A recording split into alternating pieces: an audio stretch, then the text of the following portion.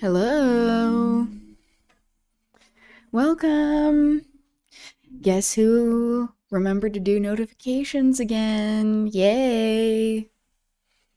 This is a very minimal thing, but we'll take the wins where we can get them. It's another day. Another stream in fascist America. I just blinked part of my intro. It's one of those days. Welcome to whatever this is. An attempt at providing education, advocacy, and a little common sense in this digital wasteland. I'm Aubrey Devashri. Your they, them, they be, NB, genderqueer, hydra, queer. I almost started getting into what some would consider slurs, but then I did not. I don't know. Lately, I just am feeling like a provocateur a lot of the time. Just being a contrarian in many ways. As you have seen probably in some of these previous streams, I have a lot of feelings.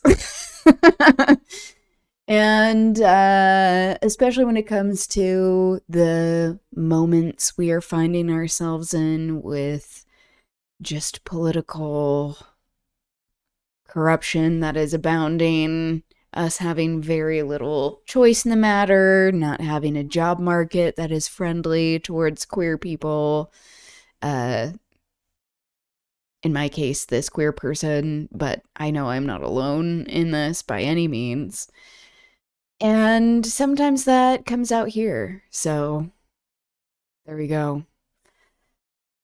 There are just sometimes, especially with how things are going in the world, feeling is there anything that we do that actually makes a difference? We're just always fighting against these outsized powers, whether it's workplace organizing, whether it's community organizing, trying to work with a wide variety of people who just will never see eye to eye, even on some of the most basic things. And how do we overcome this? I know we need to be using our energy in ways that are productive, focusing on the things that we actually do have control over, but that can also be exhausting work. And I think it's good just to recognize that sometimes it is very soul wearying to just be resisting and feeling like there's a lot of energy that is expended that doesn't necessarily go, or that doesn't necessarily return to you. And I think anybody who is marginalized, especially people who are experiencing more intersections of marginalization, can attest to this phenomenon. These phenomena of just trying to find the balance of okay, how do we humanize ourselves? How do we find joy with resistance? Joy is an act of resistance. I believe that. But also I think militant resistance is resistance. And especially as I've become much more vocal about a lot of my opinions about cops during it is upsetting many people. Which, that's to be expected. But I also am opening myself up to reactions when expressing my opinions about these things. But I know I'm not alone in this. And unfortunately, so many different institutions that are set up, or the propaganda of the police state, how effective it is in teaching people who have privilege that they are protected by police when they protect systems. They don't protect people. So there's that. I think especially just learning about even more of these situations of police brutality. We discussed this situation yesterday of the case in Ireland, how that happened. um, with police brutality, it's just like it's unending. And that can be hard to know what the balance is of like, how do we stay engaged? How do we stay informed? How do we protect our like mental health and stability while also like trying to be empathetic beings? It's like I know a lot of it, like channeling it into work, actually trying to do work for moving the needle, that can be helpful, but it also can be exhausting. So like understanding what that balance is, I think can be very difficult. Anyway, if any of you have some examples and like helpful advice of what has helped you personally, because I don't need people who are not engaging in this kind of work to be like, you should try this. And I'm like, okay, you can't relate to much.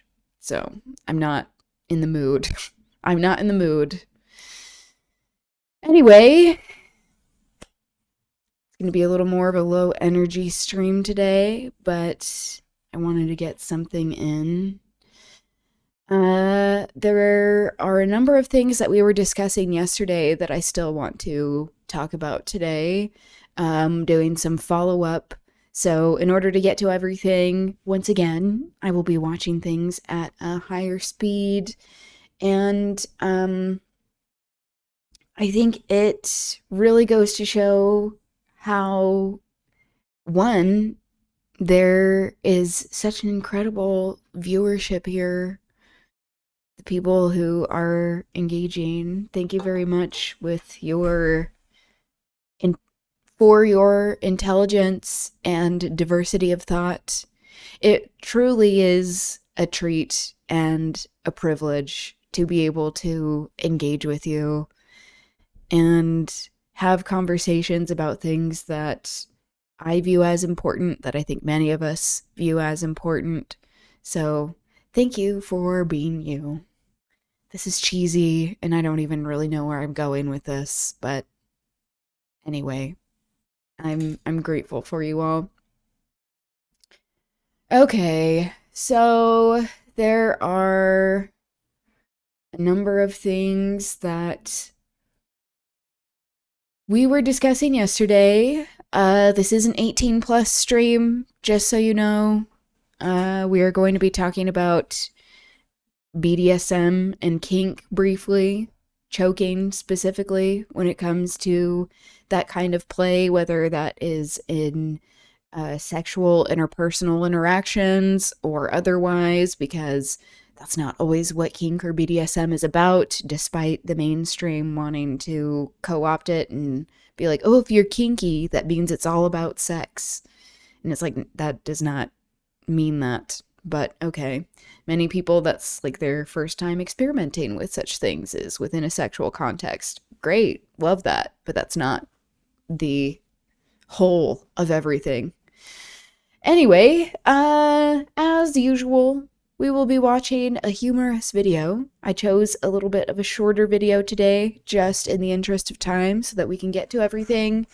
And once again, we will be revisiting The Onion and some of their great satire. I saw this. This one came out today, I believe. Let me see. Yeah. And it really made me laugh. Last living millennial dies. I mean, especially with like my partner and I were talking about this yesterday. As I as we were talking about just well, was it yesterday? Ugh, I don't know. Anyway, who cares?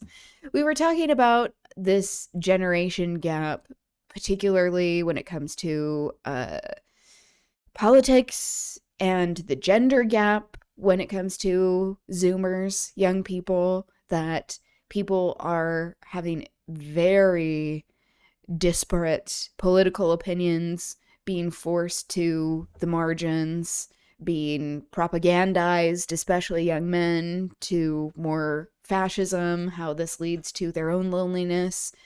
this idea of young people not fucking as much, which I think that would be good for them. It really helps you develop more social skills. Not like people are even looking for this, but how this gender gap, especially for the straights, is leading to a lot of people not having sex, being physically intimate.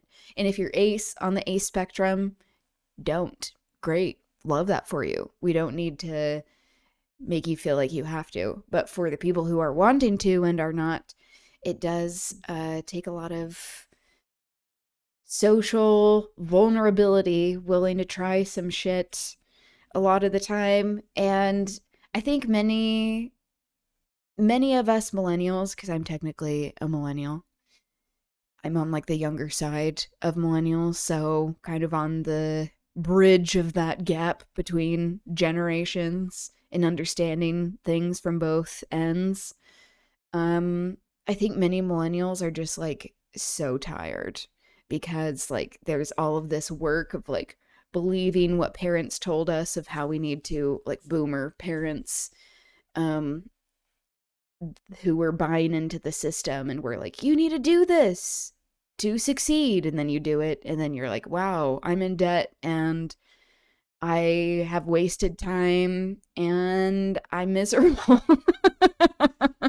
Which I think younger people are just growing up having the understanding more of these very great power imbalances that they're up against, that we all are up against, but how the economy being even worse than what it was for us entering the marketplace.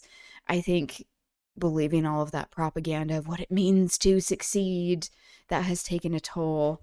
And now there are finally more millennials actually getting the chance to run for office, be in more positions of power, but not even that many.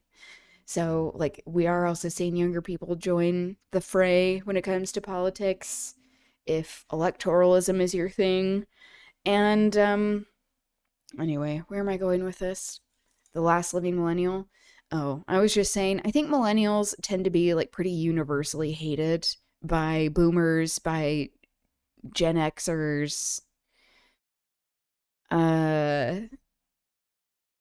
by other millennials, but there tends to be a little more millennial solidarity, and by some Gen Zs of like giving millennials a hard time, which is fine. Like we can have a healthy and fun back and forth, but yeah, there is this element of like, can you please just stop for a sec because we're tired. And like we'll support you. We'll support the youth, but just stop trying to be like that's not cool. I'm like, most of us are not interested in conforming to things, and I think that pisses a lot of people off. But it is also exhausting to not conform to shit, whether it is online or otherwise. So anyway, that's a long spiel. This is the video. Let's give it a watch. And some sad news to report this evening, as family members have confirmed that the world's last living millennial has died. Christopher Ochoa reportedly passed away peacefully in his rental apartment at the ripe old age of 34 and is believed to have been the final surviving member of Generation Y. Born just shy of the turn of the century, Ochoa was laid off from various jobs in the tech industry more than 8 times and lived through experiences only known now in history books.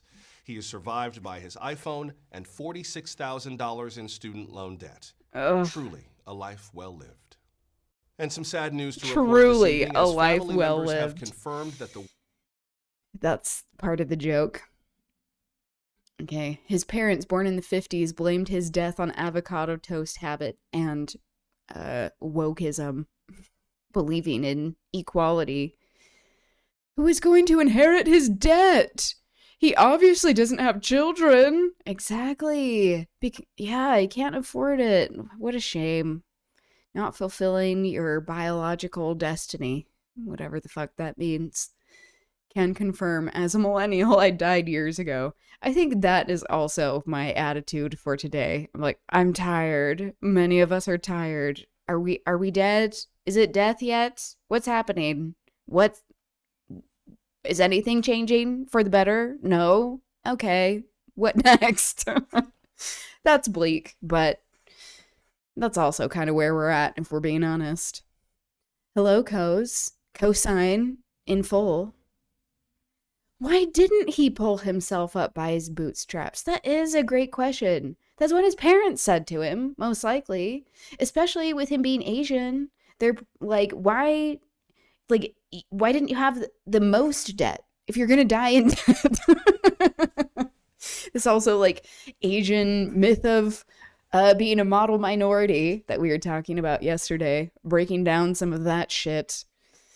As we see these continuations of delusional hierarchies of human dignity, it does not serve anyone. I had avocado toast for the first time in a long time, and that shit hit so hard. I know. It's so good. It's like, I remember at the time, especially like The Onion being based in New York City, where like that was where a ton of it was starting off. That in like Seattle and Portland, and people are like, what? It's just like mashed up avocados. It's like, no, you're right. But also, if you're getting it paired with a very good coffee, which I think millennials really helped the coffee world expand, well, for better or worse. That's also a different thing. So, it is very filling, good healthy fats, if you will. I mean, also this, are GLP-1s hurting the Charles Barkley positivity movement? I also said I like clipped a video, cut a video and posted it of talking about Ozempic face, just Ozempic in general, and people were not happy with me. And I'm like, we need to be talking about Ozempic, but if we lived in a perfect world, which does not exist and will never exist because humans, we wouldn't ever be speculating about anyone's appearance. We wouldn't be commenting at all. But since we are living in a world that is like, there is systemic fat phobia. What does that even mean? Ozempic face? When people are on Ozempic, it just like can make them look skeletal in the face, where like all of their veins and like their neck are sticking out. But also like chucking GLP-1s. I don't even know what that means. I feel like I'm not familiar enough with Charles Barkley to like get any sort of joke having to deal with him, like concerning him. So I'm glad I'm not alone in that. I just assume I'm like, oh, that's like a sports thing. I don't know. Don't expect me. But anyway, I can be very critical sometimes of like people's appearances, especially when there are things that people have control over and they have the means to control these things. Like when people who are in like upper class, especially like if fascists, who a lot of the time like are in like middle class, upper class, not exclusively, but the people who actually have the means to like buy better clothes and like have better haircuts, and they also have egregious opinions, that opens them up to any form of criticism, in my mind. This is also maybe the like mean queer coming out. But I'm like, I don't care. If you are like advocating for genocide, I'm gonna like make fun of your shirt if it's ugly. And you have the money to pay for better things because you have control of that shit. You're not watching the finals? Um, yes. Not particularly. I will like kind of pop in somewhat. I am entertained though that I do know it's the Spurs and the Knicks. This is much more than what I usually know, which is nothing. And I'm really glad that Wemby, someone who is a Maoist and very clear advocate for Palestinians, I really like what he did to that IDF soldier of just like being angry at him, the former IDF shithead. I don't remember what his name is or what team he's on, and I don't give a fuck. but I'm biased towards the Knicks just because I love New York City. I always have. And there are many people that are like, New York is on the up and up. They're winning because there's more hope because of better political policies happening. And honestly, that there may be something to that. I'd love to study that. So getting just to some quick updates before we get into the follow-up for some of the content that we were talking about yesterday. This is an author who wrote Persepolis, and I was actually going to read this next, Before the Bluest Eye, and I don't know why I spaced this, especially with this unwarranted, illegal, immoral aggression towards Iran. But as we were talking about like different examples, I was like wanting to like source things of what people are interested in, and I don't know why I didn't include this myself. I know this isn't as common of a book that people know, but it's more young adult, like older youth. It's a graphic novel about Iran, and it is really great. I haven't read the entire thing, but I started it and didn't finish it. I think it was when I was finishing school, finishing my degree. Speaking of millennials and debt in college, I was like, I don't have time for this, even though I should have made time, but she passed away. And it's like, why is it that all of these authors who have been writing books that are excellent, that their books are being banned, that they seem to just be passing away all the time these days, and not just because they're old. I mean, they're dying for like many reasons, but like people you would expect to have lived longer. I don't like Wemby because he elbowed a guy in the neck. Oh, did he do that on purpose? Was it the IDF soldier? If so, good. Good for him. But yeah, I'm not familiar enough with all of the different situations of his plane to really have an opinion. Besides liking the fact that like I hear he reads before every game, and you know, being a bibliophile, if you will, being a book lover, I was like, I like that.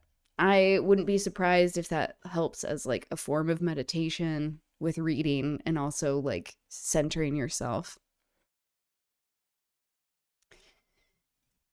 Unfortunately, no, it was not the IDF guy. Okay, let me look this up then.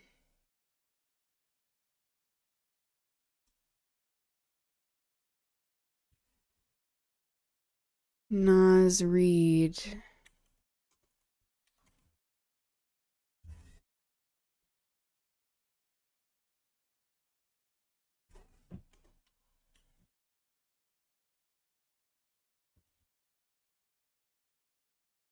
Wemby ejected for elbow to Nas Reed, and he didn't know what flagrant 2 meant. Hello, Aliana. Welcome. How are you doing?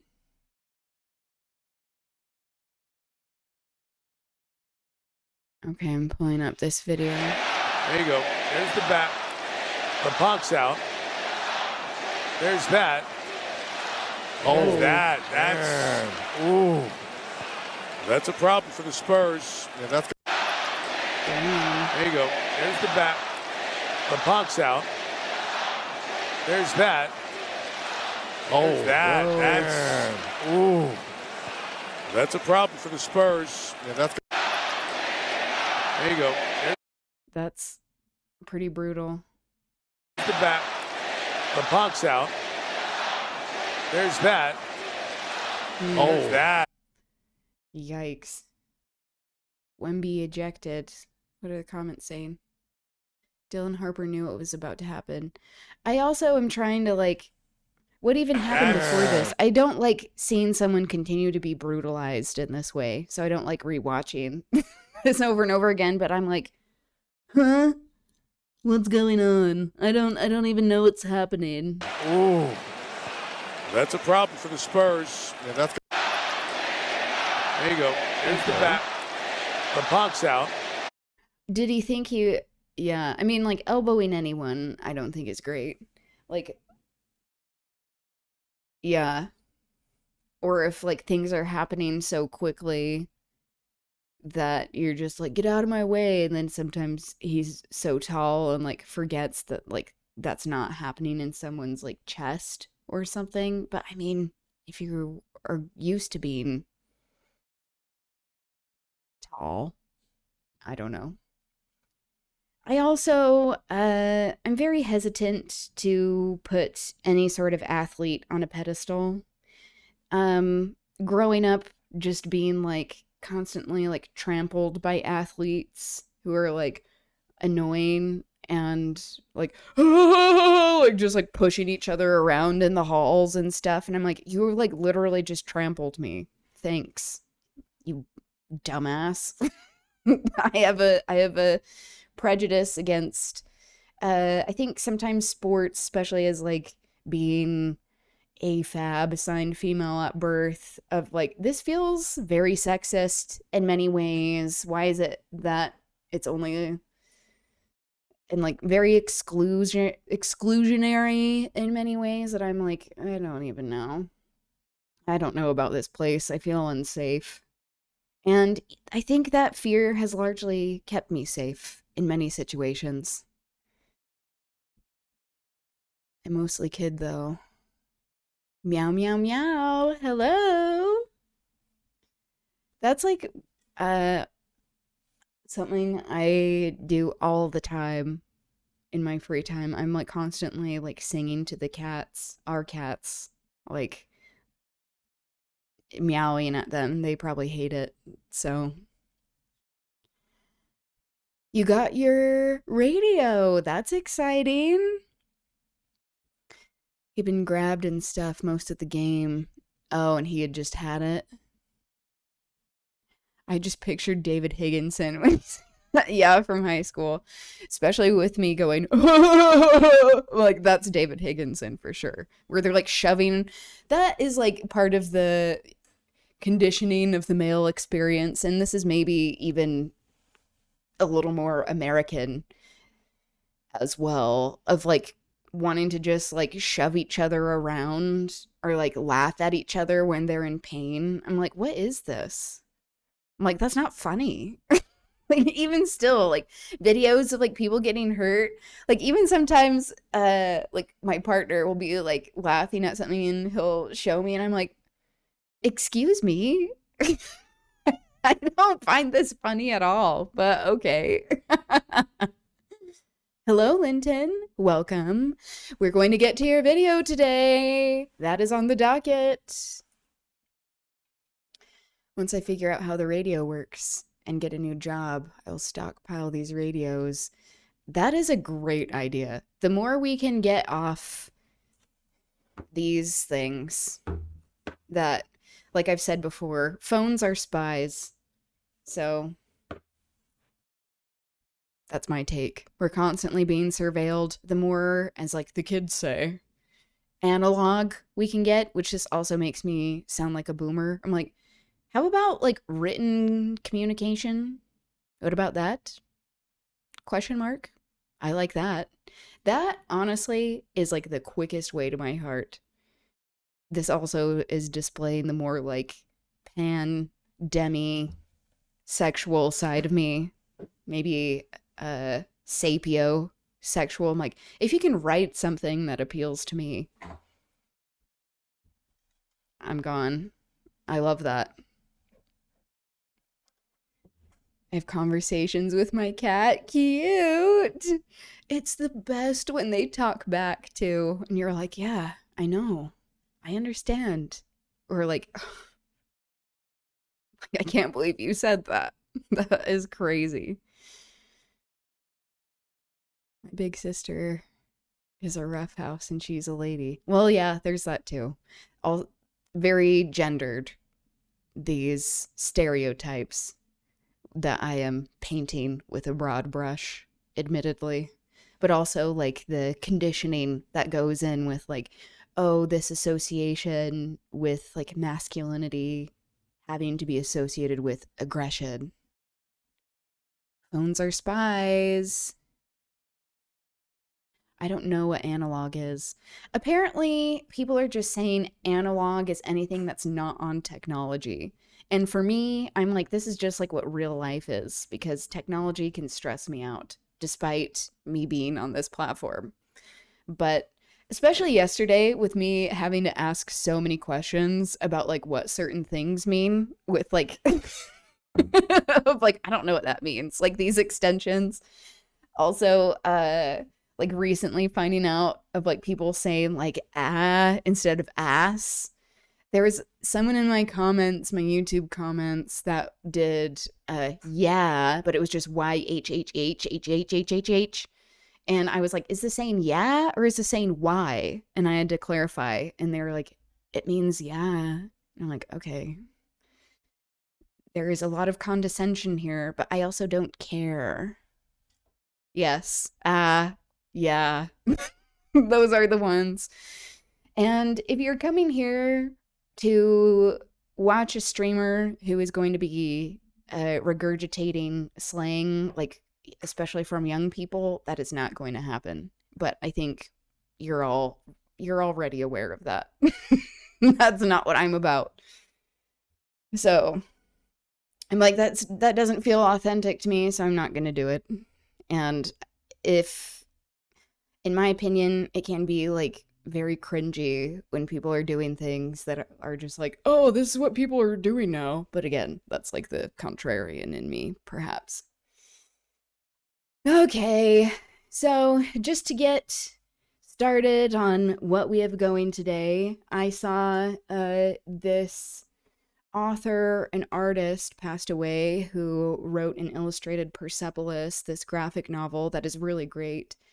And this is very heartbreaking. It's like, why is it that people who are creating the best art, the best artists, like genuinely, not people who just have commercial success or critical success, but like actual artistic merit, why is it that they always die young?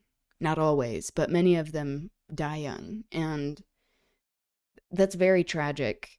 And it's like, maybe, I mean, I don't know. I don't know what the circumstances are, but I did want to find out more about this. Marjane Satrapi made no secret of her sadness on social media. Just over a year after the death of her husband, the man she called the love of her life, Mathias Ripa, the Franco-Iranian artist died of a broken heart, according to friends, in Paris, having always wanted to return to her homeland of Iran. No matter. That's like gonna make me cry. She died of a broken heart. Also, that is such a life of an artist, sadly. What happens, I must die in my country. I believe that you're born in a place, and for that cycle to be complete, you must die in that place. My body must become part of that land. So I will return there, even if I have to do it after death.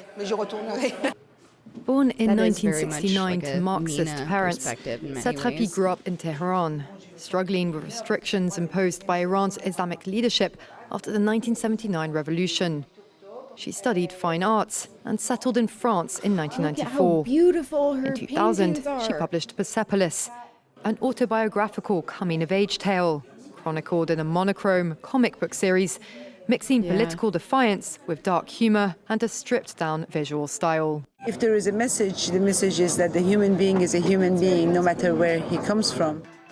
She co-adapted Persepolis for the big screen in 2007, earning her the jury prize at the Cannes Film Festival. Is loud. 5 more films followed, although she said making movies had never been an ambition of hers. I didn't know that this was made Usually, into a film movie. adaptations of books aren't great.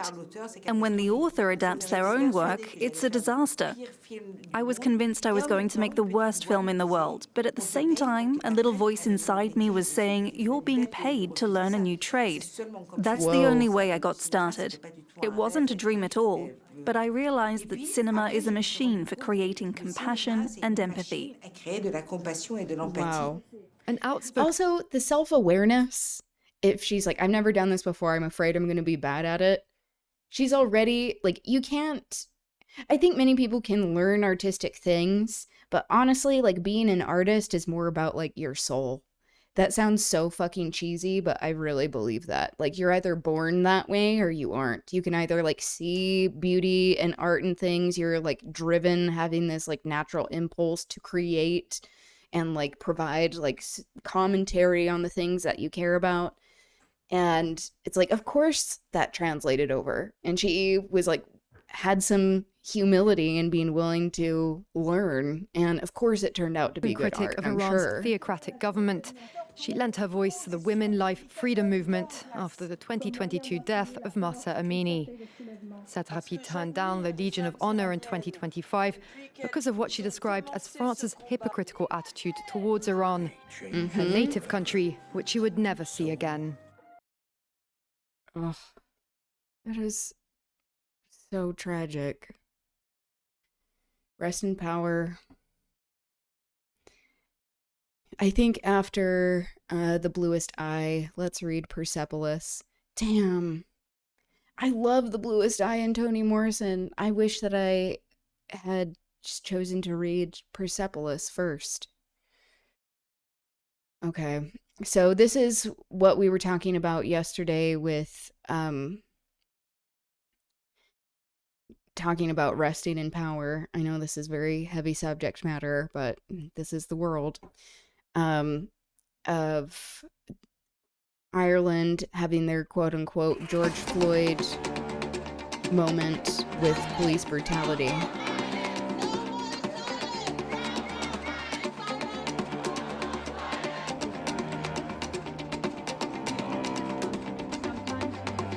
We call this a George Floyd moment because it happened the same situation, same incident. Like, I'm trying to I remember can't believe it happened in America in 2020 and then happened in Ireland. his name. That's really a bad image of the Irish and the country as well. And we are standing against it.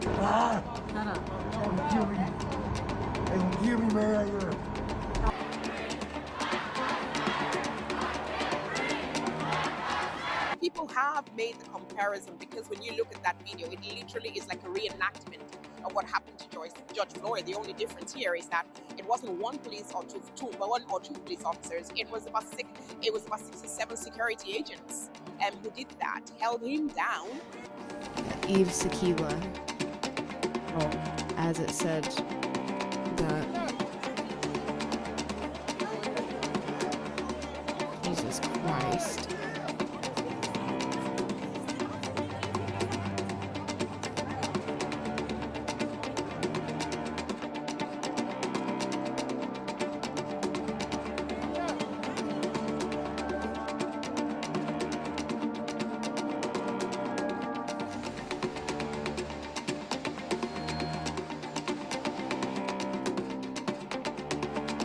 It reflects a wider climate of hostility towards immigrants.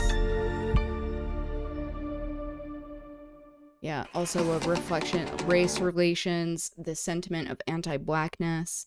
This is something my partner and I were talking about this morning, of like, even if you are in places that tend to have more of a consciousness of being anti-colonial, like in Ireland, or even like Australia, that it doesn't mean that there aren't deep-seated sentiments that are systemic of anti-blackness, because there is global anti-blackness that must be addressed and fought against. Yeah, that really is, like, the amount of people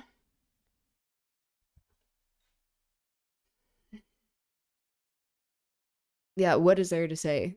Just rest in power, Yves Salika. We have a duty to be speaking out about these things. Like, when people are speaking in a manner that is full of anti-black sentiment, but also like pushing our representatives and the systems they represent to have change. But this is why there are so many people that are just done with incrementalism that exists, especially in electoralism. That's something that we'll get to today. That especially people who are more revolutionary in spirit, who are more anarchist, especially people who are experiencing more intersections of marginalization, particularly Black people, Indigenous people, queer people, disabled people, where it's like, we don't have time. People are being oppressed now, and people need liberation now. And it is a privilege to feel like we have this runway for all this time to get to a place that's finally slightly better, perhaps for some people, but for people who are experiencing the most harm, largely, not a whole lot changes. I'm going to try to find a fund for Yves Salika and like some mutual aid, especially, but like a fund for his family. So I'll be doing that while I'm playing this video. This is the one that you shared, Linton. We're finally getting to it. I wanted to show this because I have been checking out No Justice, their content more, and incredible. You have great recommendations, so thank you. So I'm going to play this. I'm going to play it again at a little faster of a speed, just so that we can get to more things that we have planned for today. But in the meantime, I'll be looking for some of these. The rise of the Trump administration was bad enough in terms of how the Labour Party treated. So if we didn't think that bringing back Section 28 and being to the right of the Trump administration was bad enough in terms of how the Labour Party treats queer people, they have also allowed the EHRC, which they've already stuffed deliberately with a transphobe and Anne-Marie Stevenson. This person was not supposed to be in place. She was recommended against, and transphobic Minister for Women and Equality's Bridget Phillipson pushed for Anne-Marie Stevenson to be the new EHRC chair, just as transphobic as Kishwa Faulkner. They have also allowed the EHRC to appoint their Scotland chair as this guy, who's literally like a Christian fundamentalist, you know? So this is the level to which the Labour Party is just unironically evil at this point, just genuinely evil individuals undermining the very... Yep, exactly. Especially like leaving a religious upbringing and being like, oh, like, I don't know about like, I think there's such a thing as like people trying to be good, and like there are people who do bad things, but like there really can be evil that exists in the world. It just is not as religious as what I was taught. So this is a GoFundMe for his family that I'm dropping in the chat. And then I'm also gonna find, it looks like there were some Black Lives Matter institutions, like people at least saying that on signs. I wonder if they have their own branches there. I'm gonna find that just in case people aren't able to give, because everyone is asking us to give us their money that we just don't have most of the time. This is a very good cause to be doing that, but if we can give like some of our time as well. Country and the very people that they are there to represent. This guy called Alistair Henderson, who has links apparently to groups opposing women's and LGBTQ+ rights. Previously served on the Equality and Human Rights Commission. Of course, we have understood how they're going to be transphobic in future. Of course, he's been there since 2018 because he was appointed under the Tories originally. He's faced criticism in 2020 for liking and sharing posts criticising Black Lives Matter, as well as calling the words misogynist and homophobe highly ideological propaganda terms. He spent 8 months as deputy chair in 2023. He was also the director of Lawyers Christian Fellowship, which is partnered with the Alliance Defending Freedom, a US Christian right group that was central in overturning abortion rights in the United States. And his appointment to this new position in Scotland by the EHRC, again the EHRC which has had a chair nationally appointed by the Labour Party, was incredibly transphobic, who was then allowed for these things to be put into place in Scotland as well, just 2 weeks after he won a legal case funded by another dark-minded Christian right group from overseas, in which the former journalist David Campanale says he won damages plus a legal bill which could be over £250,000. Is the guy who sued the Lib Dems for discriminating against him and his Christian beliefs by deselecting him. And of course, they didn't necessarily discriminate against him by not allowing him to be the candidate. They discriminated against him by not having a proper process with which to do it. It's the same thing that happened with the Green Party and the transphobes, right? They sued them on the grounds that the procedure had gone wrong, not on their ability to be able to deselect people with views that they don't like, which you can do. Like, political parties are allowed to deselect candidates based upon their political viewpoints. Otherwise, you know, the Tories wouldn't be able to disqualify Marxist-Leninists from being their political candidates. But anyway, case in the form of the Liberal Democrats was taken by Citizen Go, a global dark money pressure group with links to the far right, which campaigns against abortion and LGBTQ+ rights around the world. It is currently funding a legal challenge against the NHS puberty blocker trial led by Dreet Henderson and Kira Bell, and increasing its presence in the UK Good Law Project Fund. Henderson took on Campanale's case alongside his work at the EHRC, even though the watchdog has received complaints about Campanale's deselection by groups such as the Liberal Democrat Christian Forum. He also challenged the buffer zone zones around abortion clinics, also represented people against people who were there to provide child gender medicine and support. And he also acted for a right-wing evangelical group against the Cambridge College, which declined to host a training course because they're concerned about the group's opposition to same-sex marriage. And this is the person supposed to be defending human rights. Emails leaked to Vice in 2022 showed that Henderson himself suggested to the EHRC intervene in the case of Maya Forstater, which it did. Forstater went on to co-found influential British anti-trans group Sex Matters. Last year, freedom of information requests uncovered the extent of the EHRC's relationship with anti-trans lobbyists, including Sex Matters, from offering fully private police policy meetings to incorporating their suggestions into draft guidance verbatim. This goes along with Policy Exchange, that had their ideas incorporated at the behest of the Conservative Party, and indeed, Kenny Badenoch herself admitted that she was specifically doing all these things deliberately to attack trans people, to be able to remove our protections ideologically, right? She was deliberately appointing people for her own personal reasons because of the hatred that she has for trans people deliberately. And on top of this, when she claimed in the Commons she'd met with groups representing the LGBT community, she meant she'd met with two groups specifically who are like anti-trans groups pretending to be pro-LGBT. So this is the reality, and the Labour Party continuing on this legacy from the Conservatives. That is very real. And also this brings up the concept of even within queer spaces, there can be some anti-Black sentiments, racist sentiments, not just anti-Blackness, even though that can be very pervasive, but people just being racist, xenophobic, ableist, that there is transphobia even in queer spaces. So people who kind of assume like this is why when we use terms like community, like Asian community, queer community, like that can be like easy shorthand to describe groups of people, but it often is coming from this basis of cis-het, white, able-bodied people always being centered in them, the ones coining these terms of like, you don't say like the white community, the straight community. I know like in queer spaces that can be used more like, are the straights okay? Like, no, the straights are not okay, but I don't think any of us are okay at this point.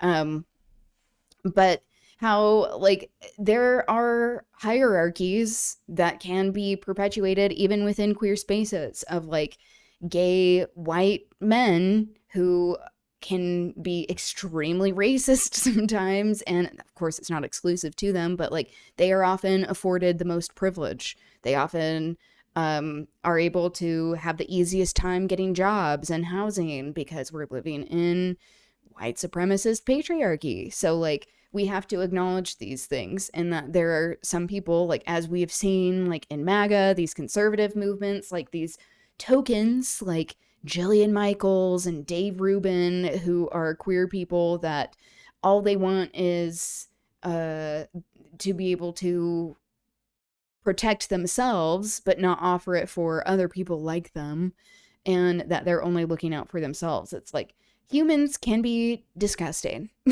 and that's just a human trait. So like this type of what is it called? There's a specific word for it. I'm not able to remember it right now. The halo effect. That's what it is. Of like people who are coming from an experience where they're not part of a marginalized population, them being like, oh, they're great, because they're afraid of being bigoted instead of, and like, that's a form of bigotry.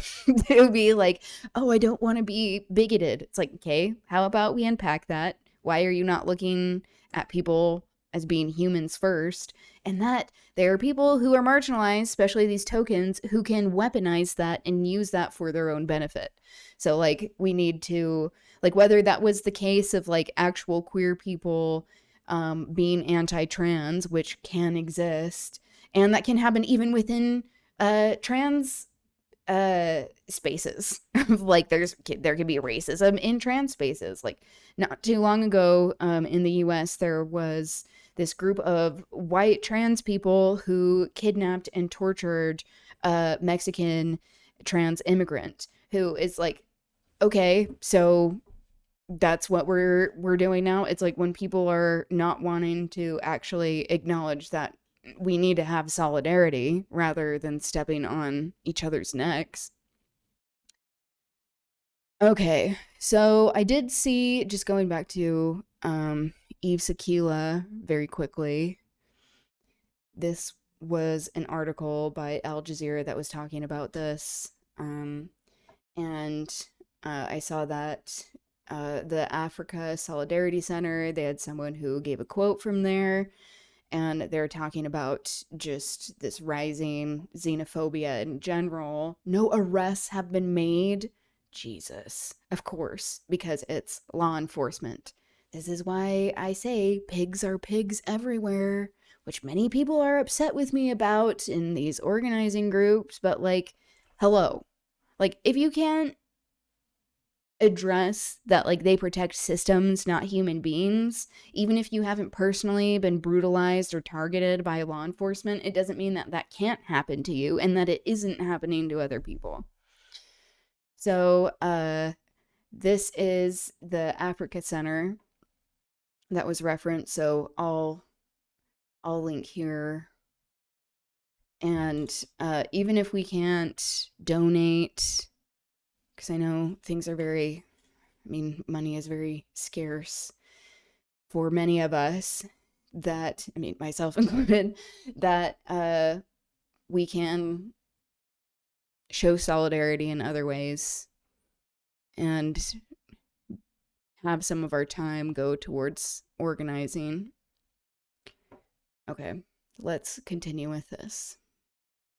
Party, because again, they are evil in the same way that the Conservatives are. But they're offering change, apparently, according to all the Starmerites, right? They believe that Labour Party relations have changed, and yet, this is the same Labour Party led by this Keir Starmer here, pretending to care about the LGBTQ plus community at Camden Pride. Cynically pretending that he's now live for votes, because he's a proven morally corrupt serial liar and a fucking monster, right? The most craven, despicable... Yeah, the calling out of just because someone is wearing a rainbow flag, they are marching in a parade, that does not mean that they actually are an ally or they know how to show solidarity. Like, it is easy to be very performative. And why so many people who are marginalized are deeply skeptical of electoralism. And like, I will admit I have been more invested in electoralism in the past, but I think especially like deconstructing some of this, embracing more of like my anarchist inclinations of like, okay, so these systems are built to keep us oppressed and just have a rotation of people who are essentially the same under it.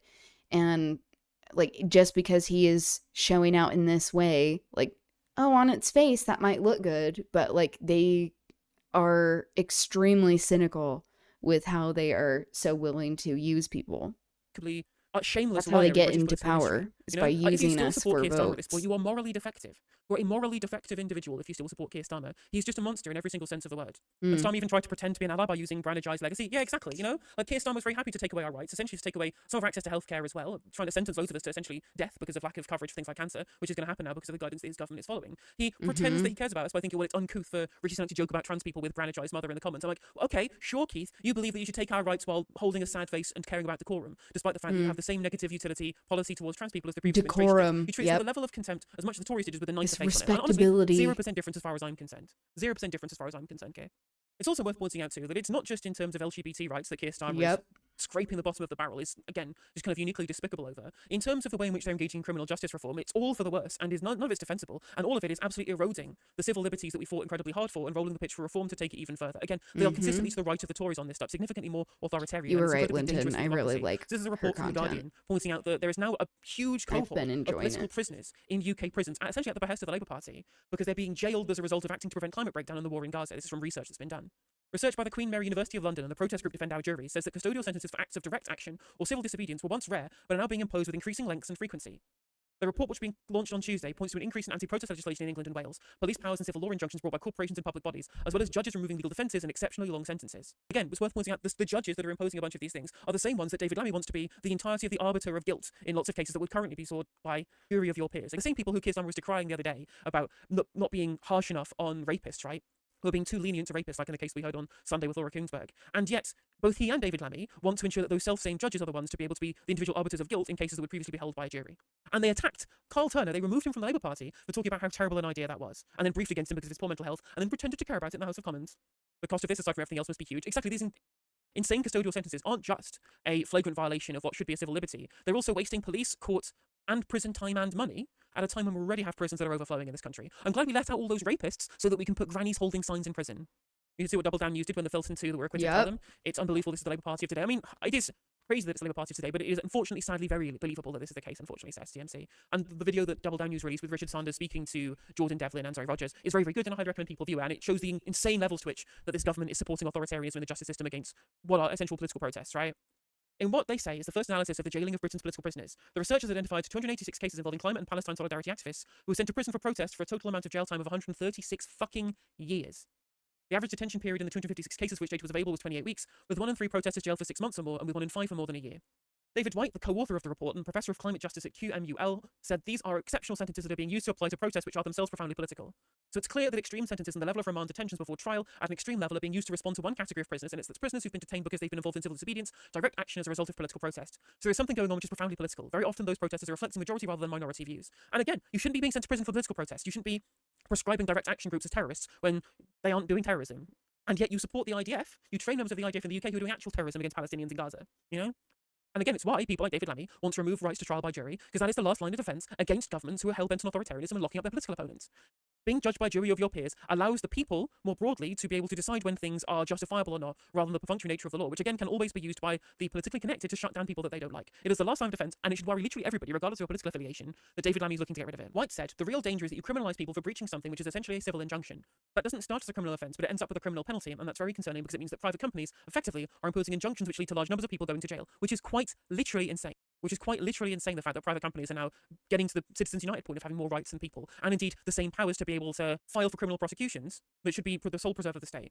But I'm sure the Tories would have been worse than Labour. I'm sure Labour are better than the proverbial Tories that we had to vote to get rid of, rather than voting for someone like the Green Party, who might hold Labour's feet to the fire on this stuff if there was a forced coalition government in this case at the last election. But nope, I'm sure giving the Labour Party huge unlimited power with a giant majority full of people who are entirely bought and paid for, who are entirely sycophantic and servile to Keir Starmer, I'm sure that was a good thing. I'm sure that's the change that we wanted, right? When they're consistently to the right on immigration, they're to the right on civil protests, they're to the right when it comes to LGBTQ plus rights. Although, to be fair, it does look like it's something that wouldn't have happened anyway, given that Starmer has banned Labour councillors from doing deals with the Green Party.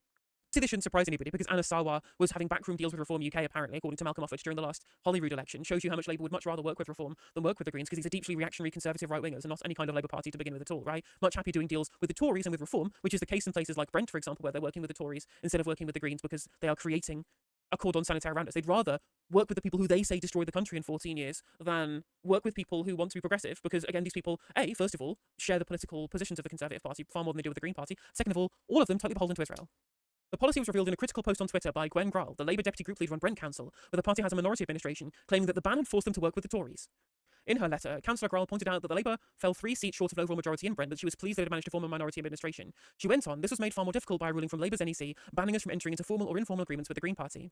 She added that the decision by the Lib Dems to refuse to work with Labour then forced us to recognise the Conservative group as the official opposition and allow them non-executive positions on the scrutiny committee in order to form an administration. So literally granting the Tories power because they refuse to recognise the Green Party. These people are just scum. The Labour Party is just run by fucking monsters, just fucking scum, right? Again, I, in lots of cases, think that most people who are Labour councillors are probably good people, right? I had previously voted for Labour Party councillors in my local area, even when Keir Starmer was in charge, because I understood the good work they did despite their awful, insane leadership at the top of the Labour Party. Luckily, they also realised that was the case and then left and formed the Broxlow Alliance, which now is the people in charge of the council in my local area. It shows you how good they were, that they were willing to leave the Labour Party when things got so bad, you know? But even people who are still part of the Labour Party probably are slightly better on a local authority level than on a national level, and it shows that they genuinely reached out to the Greens and did want to work with us until Keir Starmer and his right-wing NEC forced them not to. Therefore have been gifted power to members of the Conservative Party, the people who they claim that they oppose. They're claiming they have to vote Labour to stop the Conservative Party, when in fact it is vote Labour, get Tory. When in fact, so many people in the top of the Labour Party believe this to be the case, is why they wanted to have policy roles for people who served under Theresa May, policy roles for people like David Gauke, for example, and Nick Bowles as well was given a role on housing and things like that, who's a Conservative former MP by the Labour Party. And they even wanted to make George Osborne ambassador before they decided on yum mate of Jeffrey Epstein to be ambassador, right? That's how much that voting Labour precludes the Conservatives from access to power, i.e. very little. And on top of that, they continue to work with the Tories all the time above the border because the Labour Party in Scotland are just the same as the Conservative Party on basically every issue. And there's no justification in being a Labour Party member at this point. There just isn't. There's no justification at all. It's a morally empty, a morally bankrupt shell of a former Labour Party and is entirely, again, morally bankrupt and corrupted.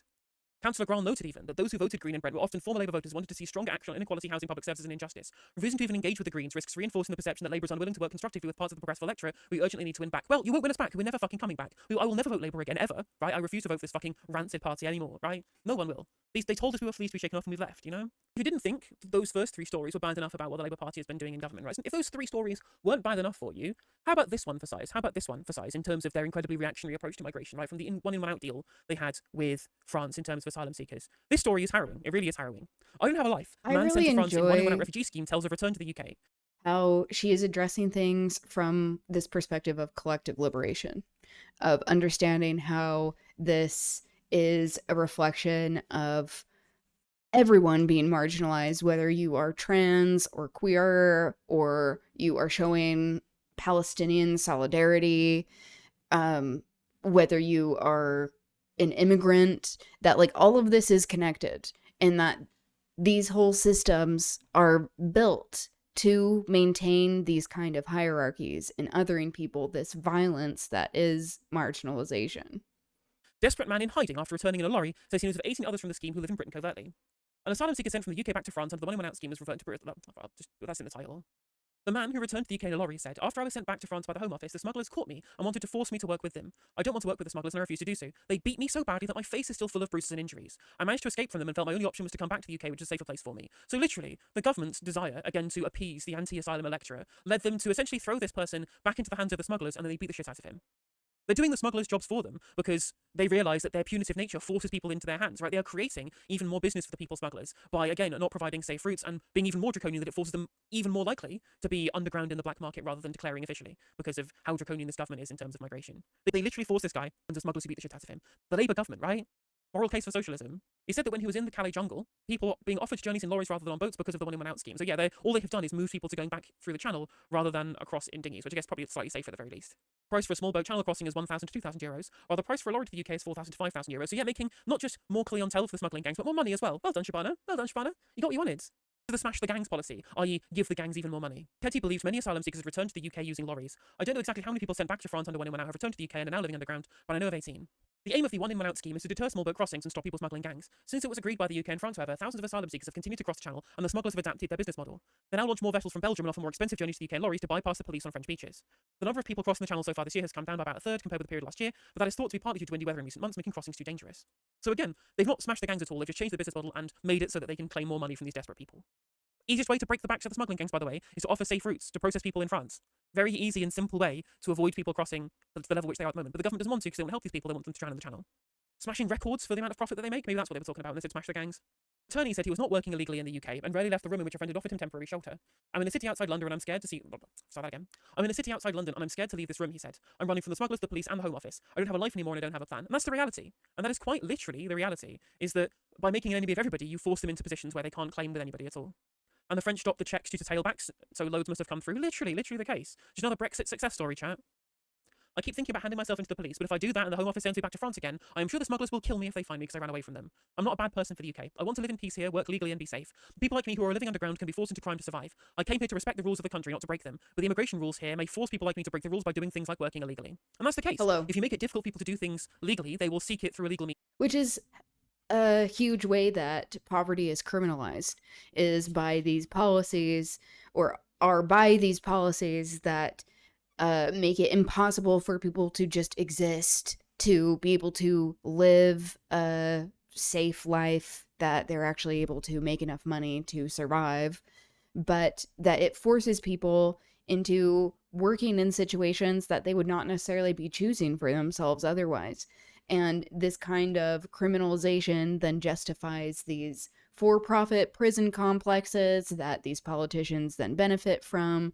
And it's like, this is how you know it also is deeply colonial, this type of concept, and why we must have an anti-colonial lens if we are claiming to be leftists. Instead. It's why so many prohibition effects have always been a failure. Seema Saida from the Joint Council for the Welfare of Immigrants said the government's border regime is pushing people into unsafe routes and criminalising people. The simple moral answer is to allow people seeking safety to use the same routes as everyone else does: train, ferry and plane. Public money will be put to better use improving public services and addressing the cost of living crisis, not on an inhuman and degrading border regime aimed at appeasing a small but vocal minority of far-right political groups. The Home Office spokesperson couldn't even admit that there was a problem. Said, "Oh, you're wasting your time by coming here, they'll be removed again." They are literally fleeing gangs trying to fucking kill them. But I guess that doesn't matter because these people are less than human. To Shabana Mahmood, they think that they're less than human. She doesn't perceive asylum seekers as human because she's scum. She's scum like Keir Starmer, she's scum like Bridget Phillipson, she's scum like the whole rest of the fucking Labour Party. They're all scum, all subhuman scum to me. They're just evil, unironically an evil party for evil people. And if you support them, you're evil too. I'm sorry, that's just the case. Where's your red line? I thought the red line would have been the genocide in Gaza. You know, the one where under the Labour government, even more export licenses have been given to them despite cutting them by like 8%, but the number in total has gone up, right?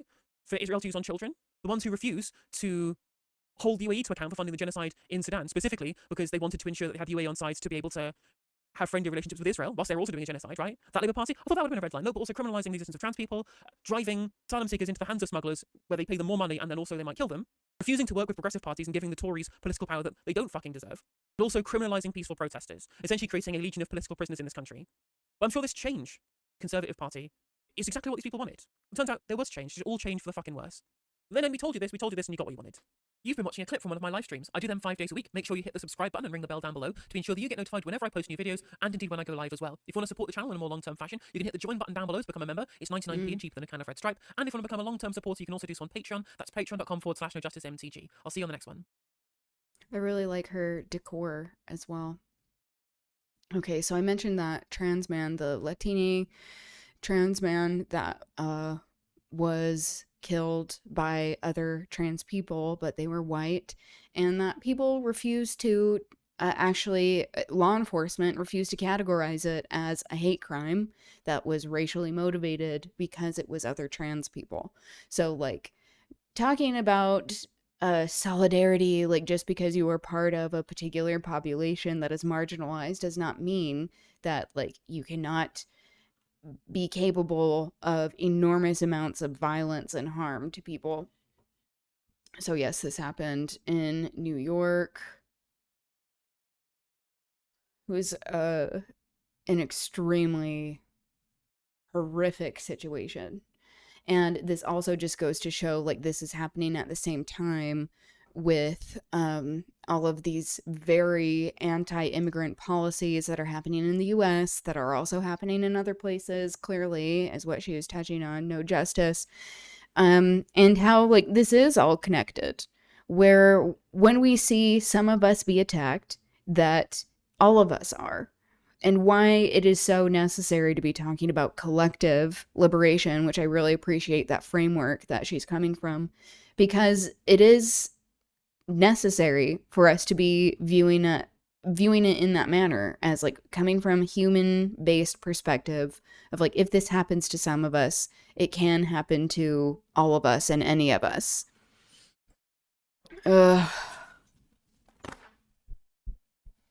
Stay safe out there, folks. Also, like, now is not the time for us to be shy about where our loyalties lie and what our principles are. That if we hear people talking in a crazy manner about certain groups of people in ways that are dehumanizing, we have to call it out in the moment. And that can require a lot of courage. It can be very scary. It can put us at risk sometimes, because like actually standing up for what is right, having principles, means you are taking on risk in order to fight what is happening that is unjust. And especially when people are confronted in the moment, it doesn't leave them for room to hide. It's like, of course, I want everyone to be safe and like be smart about how you're doing this.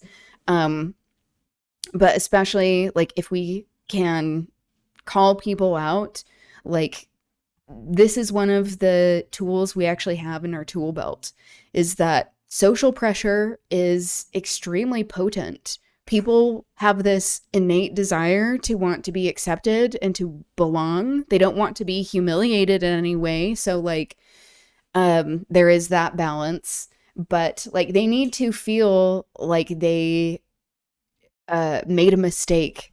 Like even it's just from a social peer pressure perspective, that like often people don't really know what they believe, sadly. They don't really know what their principles are. They don't have this established within themselves a moral compass, and rather just go with whatever is being talked about. And like we have seen this with like most types of movements, where like in history there are revolutionaries that are constantly being deemed terrorists, whether they're Hamas, whether they're the Mau Maus, whether they are the Dalits in India, whether they are part of a slave revolt, or indigenous people actually fighting for their land and loved ones. That it's like this is necessary to be supporting people in the moment, not just coming around to things eventually, which like we're all deeply propagandized. So like we have to confront that.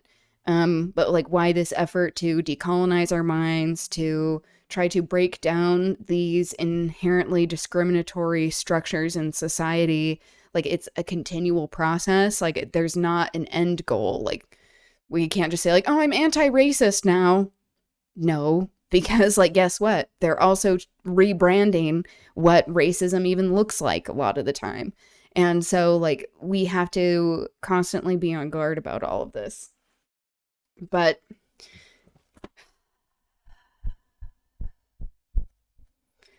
this world is so shitty. But I am glad that we at least have people, you all here, invested in education and learning. And like, I know that I still have so much to be educated about and trying to learn. And that's like part of the process, that like we need to destigmatize this whole concept. So I mentioned yesterday how with the rise of fascism that domestic violence, and I didn't just mention it yesterday, I talk about it a lot, but domestic violence rises as well. And how there is this phenomenon, especially among young people, where people are not having sex quite as much or even going out or socializing as much. And that is like a natural product of being in a predominantly technocentric world. And that makes people very lonely. There isn't a replacement for like human connection, especially when it comes to in-person connection. And that can be a privilege if you have access to a walkable city or transportation or money to go to places. So like we need to hold that nuance as well. Especially as we are getting even more into this techno age and like where cars are being ever more relied upon. But how this is an example as well of increasing misogyny that happens with domestic violence. And my partner and I were talking about it this morning of like, why aren't young people like having sex quite as much? And I think on one hand, I would like it like being fairly like demisexual myself, of like, oh, we need to normalize that like sex isn't just like the main thing, like that is what is normal, but rather that like human behavior is normal, and like relationships and like having healthy relationships, that should be normal. But how there is also this rise of violence within these sexual encounters that I have even heard from like some young men that are not comfortable with like we were talking specifically about choking within sexual relationships and interactions, and that there are some young women that are like, no, I want to be choked until I like pass out. That is crazy. Okay. I'm not one to kink shame. I think it's fun, not kink shaming. Like kink and BDSM can be extremely fun and liberating, but also like confronting the rise in certain kinks, like especially like having it be more mainstream, like a breeding kink, where it's like normalizing like wanting to like be pregnant or get someone pregnant. That in and of itself is not bad, but then when it comes to this like hysteria over white birth rates, we need to confront that and talk about it from a decolonizing lens, as well as with the rise in people talking about choking more from a normalized place. There isn't really a safe way to do this. And any sort of like breath restriction, whether it's like in the form of like grabbing someone's throat, choking that way, or just like covering their mouth, that tends to be what a lot of people are saying, like, oh, that's safe. Evie Lupine is a really great BDSM educator that I wanted to show this video that she has that's talking about choking and breath play in general, that it is extremely dangerous. And because there's so much stigma still around studying BDSM and kink when it's not being co-opted for patriarchal means, that hetero, like cis-het patriarchal means, that there is very little evidence to show like the long-term harm of what happens to people's brains, what happens to like the oxygen getting to their muscles, and their blood flow, that is largely unstudied. So please be safe as you are engaging in whatever type of activity that you enjoy. But I want to make sure that we have some education on this, that I'm not just mentioning it in passing, but guiding you towards someone who actually can speak from a place of authority. So here we go. I know we're jumping all over the place with these topics, but again, I view these things as pretty interconnected, that as these forces that are extremely oppressive rise and they try to dictate what it means to be a human, who is human, how to human, what is normal, that there are all of these vested interests that have to go all the way back to these hierarchies of human dignity that are trying to be created and that are institutionalized. So this is will seem like a bit of a change of pace, but Evie is very politically savvy as well. I think she is very aware of all of this rise in fascism. She'll call it out a lot of the time. There are times I wish that she would do it more, but that also is not her main form of expertise. So I can understand her wanting to be understanding her lane. Hello everyone. Okay, I also am going to speed this up. My name is Evie Lupine. Welcome back to my channel, and today I have another video for you all. Today, unfortunately, we do have a serious topic to discuss. If you have seen anything on my channel before, you know that one of the most important things I talk about is consent. Whenever you're doing BDSM, the first thing you have to have is consent, because otherwise what you're doing is not a scene, it's assault. I know, a really heavy way to start off a video, but I think it is necessary, because what we're going to be talking about is the rise in non-consensual choking that has been happening for the last several years, and it is going to get into some pretty dark places. So if you are not prepared for that, you don't want to hear that today, totally understandable. Do feel free to click off of this video and maybe watch one of my other more lighthearted videos I've done recently. So I have heard anecdotally for years from friends, even from some of you all, that oftentimes one of the first ways that you were introduced to BDSM was from a partner suddenly and without warning choking you, spitting on you, or pulling your hair during some kind of intimate act. And sadly, this isn't necessarily surprising. Now, I can only speak for my experience in the American sex ed system. I don't really know how it is everywhere in the world, but around here, a lot of places would much rather prioritize scaring people with movies about AIDS and slideshows of just the worst cases of STIs imaginable, instead of teaching people how to talk about sex and ask for consent. Because of course, if you are talking to teenagers about how to ask about sex, that kind of acknowledges that teenagers are going to have sex with each other. And because in school, people are not talking about that, and parents don't want to have that awkward conversation, you combine that with peer pressure and you have a recipe for just disaster, really, at the end of the day is what it is. But back in my day, though, that lack of clear communication was usually more about condom usage and birth control and STI status, instead of choking someone to blackout without talking about it first. But in the years since I've graduated from school, and especially since I've become a kink educator, it seems that there's been a shift in what it is that people aren't talking about. I have seen the 4-minute video that purports to show you how to choke a girl safely, or the freaking pickup artist channels that tell you that all women want to be choked and doing so unlocks their hidden primal sexuality and they want to be taken by force, and if you do that they'll become your permanent sex slave, or whatever just pure nonsense and swill they're shilling that week. Pickup artists, I'm gonna do a video about it at some point, but just know the rage is barely contained. But getting more back to the point. See, she's aware. This is also why it's so important to be talking about kink and BDSM with consent constantly being centered, where it's it can be frustrating to actually understand that if you understand the concept of consent, you realize that living in this world, we rarely consent to many things. We don't consent to the class we were born or how we're treated because of how we look and our disability, or what is even perceived as being a disability, or our race, all of these things that are projected onto us by oppressors, where it's in order to engage in if you are wanting to engage in what is considered deviant, and why we always are talking about what sexual deviance actually means is that, like, if you aren't engaging in a consensual way, it's technically not sexual deviance. And many, like, kinksters like kink because it feels, like, subversive and taboo, and that's, like, one of the reasons why it's, like, appealing. And, like, I can get that as, like, a contrarian. I'm, like, very bratty in many ways.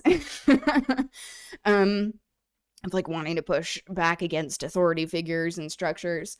But, like, how there are healthy ways to do it. And, like, we have to have a very clear delineation between what is kink and what is, like, conditioned into people, or, like, what they're being told is normal. Because it's like, if you are wanting to, like, engage in, like, something that is called, like, this is where S&M, one of the many meanings of S&M, because that can mean, like, sadomasochism, but also it can mean like the power dynamic, power exchange relationship of a slave and master, that it's like, that is only viewed as, like, a consensual, like, kinky situation is if, like, both parties are agreeing to specific parameters before they engage in any sort of behavior, whether that is just, like, a scene that they are engaging with, or whether this is just, like, a sort of sexual encounter, or whether this is, and a scene, what I'm talking about, this is, like, a form of play where you are engaging in a type of power exchange, or a type of play that has, like, a set time, that has all of these set negotiated parameters that you are both working within. And things have to be negotiated very clearly, especially with people who are not familiar with one another and they don't already have an understanding of what their limits are. So, like, being able to engage in a way that is, like, not sexual, like, many people like kink for that reason of it not being sexual. There are plenty of people in BDSM and kink who are ace. Evie is ace, and talks about how, like, we need to stop talking about kink just being exclusively about sex, because it, like, completely minimizes the experience of ace people, and also that there is this, like, larger experience of power exchange that many people are interested in. But we also need to be talking about it how, oh wait, what was I I had a point. Was whether you are engaging in a scene with someone where you're like, okay, this is, like, even just an example of what a scene would be if you are into something like pet play, which, like, pet players in the chat love, whether it's, like, a master and, like, pet situation, or, like, a pet and a pet, where there's, like, an alpha, like, puppy and like, a submissive puppy, where it's like you are negotiating things beforehand, and, like, you can also engage in this type of stuff not with a partner, and that's also a misconception about kink. Evie talks about this a lot, about, like, different options and ideas for, like, individual play that can be very affirming for people, so I highly recommend all of her content. She does a really great job at education.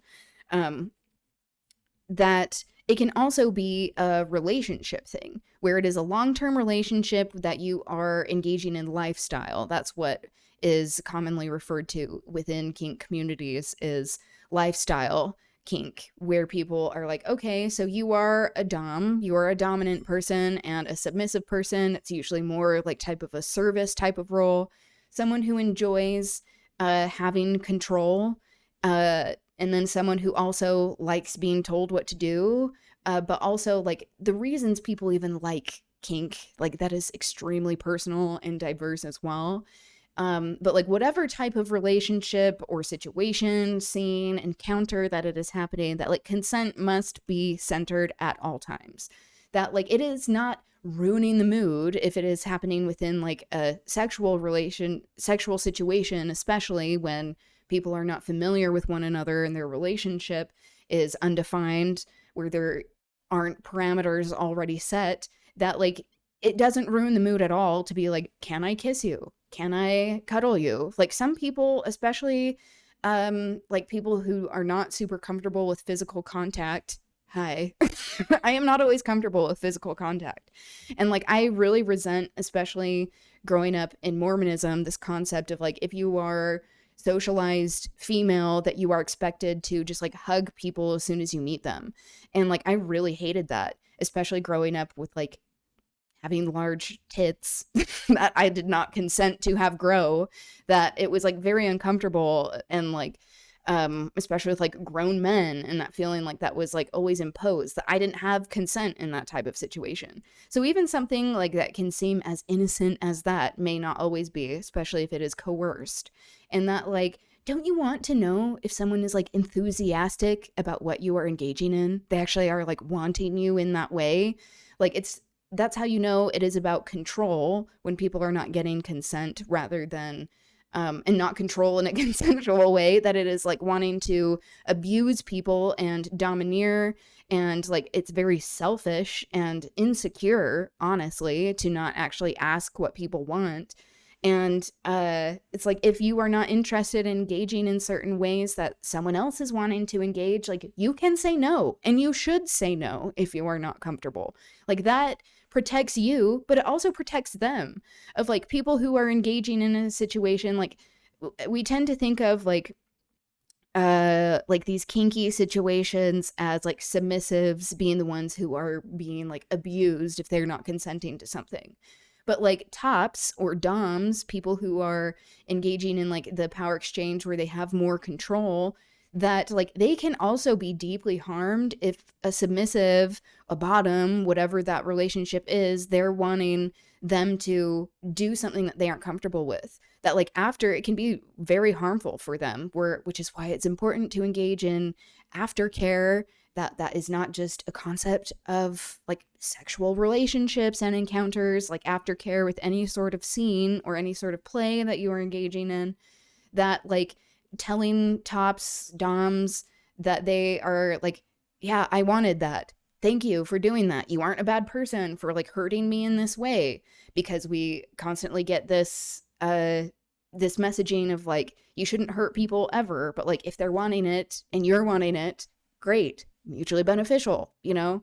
So I just wanted to provide that context, that it's like this sort of situation seems to be co-opted by mainstream sentiments to be just about sexual relationships, that it is inherently, like, especially viewing it inherently masculine to be aggressive and to be like dominant, when like there are plenty of men that like to be told what to do.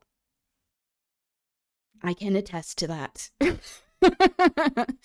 Of like that can be really fun, and like there needs to be destigmatizing like submissive behavior within men, people who are assigned male at birth or people who identify as male, that it's like that can be healthy and fun, and like if you are engaging within a consensual context. And that is why it must constantly be centered, no matter what type of behavior we're engaging in. And why consent in general, like we primarily talk about it within a sexual context, like kink as well, what mainstream sentiments do, but like consent is this very broad concept of free will and actually exercising what you want, and like a critical thinking exercise in advocating for what you want and what you like as well. Okay, that was a long tangent. I have just had more and more people over the years tell me that story that I mentioned at the beginning of this. More and more people saying that a partner is choking them non-consensually or choking them at all without warning. Oh wait, I remembered this last thing I wanted to say, and I'll let her continue. Of like this, hearing from like some friends, hearing from like a guy say like they had a sexual encounter where they had a girl, like this was like a hetero, like cis het relationship, that she said like, I want you to choke me until I black out. He like talking about that concept of tops being harmed by that, like she was harmed because, and we'll talk about all of the like medical situations and like details of what that even means and how harmful that can be, but also like he was like extremely upset afterwards and was like, I felt like a bad person, I couldn't sleep at night, I kept having nightmares. It's like that is a form of violating his consent. Just because you are topping in a situation, it doesn't mean that like their consent is not taken into account. And it's not like this has gone unnoticed by the media. Of course, a lot of places are quick to write articles blaming the so-called epidemic of rough sex in pornography. And there was even a 2014 movie called The Choking Game that was entirely about teenagers getting addicted to choking themselves to nearly blackout and risking their lives for a momentary high. But personally, the only thing that I really had to go off of was those anecdotes. I wasn't really sure how much of a problem this actually was. That was until a recent article by Scientific American came across my Twitter timeline. The title, People Have Been Having Less Sex, Whether They're Teenagers or 40-somethings, doesn't at first blush appear to be about a rise in non-consensual sex acts. However, the researchers think the two might actually be related. So this isn't necessarily going to be the whole point of the video. So just to quickly summarize what they were looking at here, what they did is they evaluated across a spectrum of age ranges how often people were engaging in certain sex acts. Unlike a lot of studies where they typically only look at penis and vagina intercourse, if the study is looking at heterosexual couples, this included not just that, but also anal, oral, and masturbation practices as well. The researchers initially thought that what would happen is they would see a decrease across the board, except for masturbation and thus porn usage. They did find the across-the-board decrease that they were expecting. However, this was with a twist, because for the older demographic, the percentage of people that had masturbated at least once in the past year stayed the same. However, for teenagers, for adolescents, the number actually went down, and this was the first study that included that information as part of their survey. Now, the Scientific American did interview the lead researchers on this project to try and discuss why exactly they thought this decrease across the board might be happening. Now, note, because we are in the year 2022 at this point, the study looked at the years 2009 and 2018. So this is all. So this is in before the pandemic, 2022. and from the pandemic is not. And it is still extremely relevant.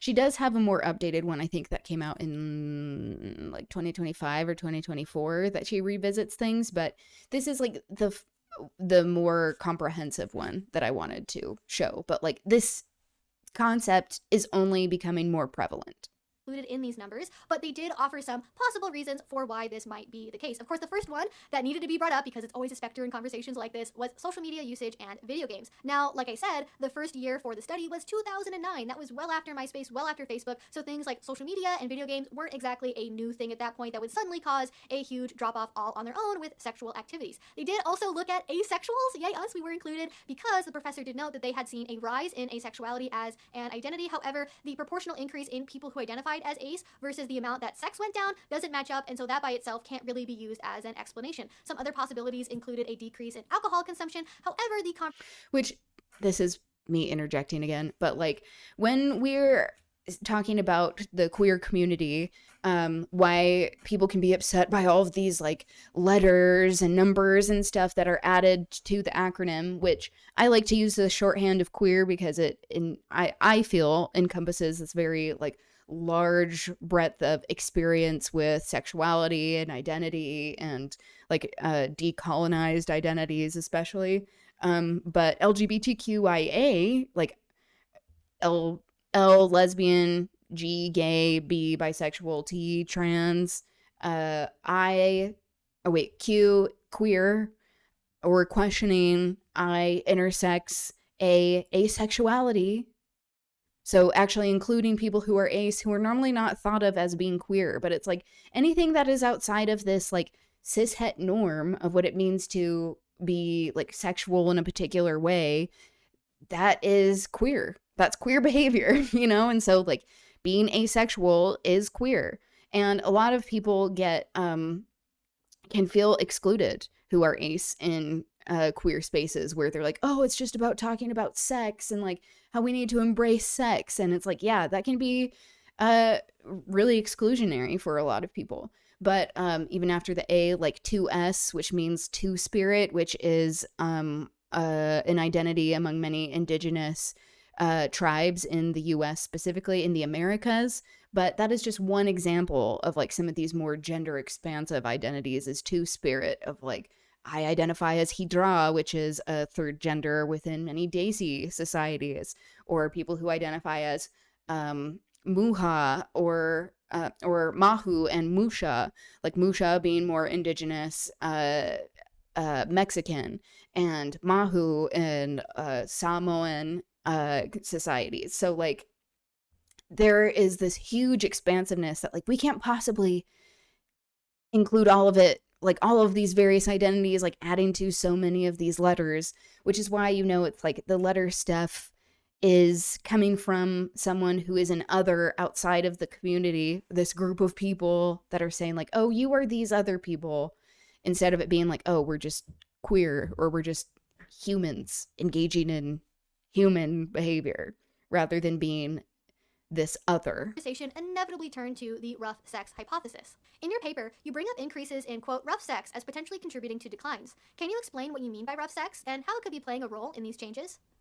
Especially for those 18 to 29 years old, there have been increases in what many people call rough sex behaviors. Limited research suggests that an early idea of this was what I would consider fairly vanilla rough sex. Pulling hair, a little light spanking, what we see now. Which is not in and of itself as bad. Well, rough sex. There are plenty of people that like that. But it is all about like what is being normalized, and also who is consenting to what, like if the interactions are consensual. Now in studies of thousands of randomly sampled college students is choking or strangling during sex. The behavior seems to be a majority behavior for college-age students. For many people, it's consensual and wanted and asked for, but it's also scary to many people, even if they learn to enjoy it or want it. It's a major line of research for our team, to understand how they feel, what the health risks are, and how that fits into the larger sexual landscapes. Looking into the citations for this paper, it appears this is not the first time that Herbernick has looked at choking as an emergent rough sex practice. An earlier study, also published in 2021, specifically looked at women's experience with choking during sex. The sample size was small, only 24 participants, but rather than the typical survey approach, they instead did detailed interviews with each woman. As part of their introduction, they discussed that previous studies in past decades described the behavior as relatively rare, but has become more common over time, with one study from a specific college campus estimating that as many as 58% of women had been choked during sex, whereas previous studies had estimated that number at 13 to 20% or lower across a wider age range. They also remarked that until the time of the study, only one other paper had looked at consent with regards to choking. A 2020 examination found that over half, 53%, of all college students that had been choked had either not been asked for their consent at all, or only sometimes had been asked for their consent. At the same time, another 2021 study on the prevalence of... That is insane. Like, that should be unacceptable to all of us, of engaging, especially when it comes to these like rougher types of sex. And like, again, this isn't always like in a sexual context, but like when people are engaging in like sexual encounters that are more like aggressive in certain ways, that it like, you have to talk about that beforehand. Otherwise, like the biggest one of the biggest indicators of if someone is going to murder their partner is if they've choked them before. That is a very consistent statistic when it comes to domestic abuse and killing of partners. And also, guess what? It is the biggest cause of death for pregnant people is interpartner violence, not complications with pregnancy, despite that also being extremely high. So, like, you see how all of these things have to do with misogyny, cis heteropatriarchy, these oppressive systems that are saying like, oh, you should like something or you shouldn't, and that it is viewed as being more dominant and manly and masc, specifically if you are engaging in an aggressive behavior that is non-consensual. Of like all of the like Andrew Tate bullshit is like, no, you just have to take what you want, and it's like, that's assault. That's abuse.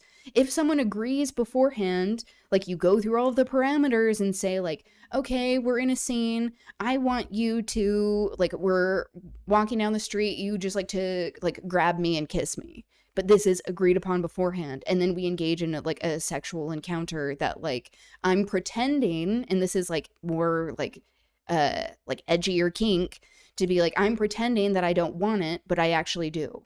And then you engage in a type of aftercare that is like, hey, I wanted that. Thank you for actually agreeing to these parameters. So that it's not someone being like, even if they agree to it beforehand and you don't engage in aftercare, then they can still be like, I felt like I just assaulted someone, even though you agreed to it beforehand. So like, this is why it's so important to be talking about consent, but also as a form of consent, this aftercare and like, constantly revisiting things or like checking in with people while you are engaging in any sort of kinky behavior, but especially when it is sexual or physical, of like, even if it is just like using the colors like green, yellow, red. So green is like, yes, keep going. Great. Yellow is like, okay, just like, you know, stoplights of like, okay, I'm like reaching a limit. Red means everything stops altogether, no matter what is happening. And that has to be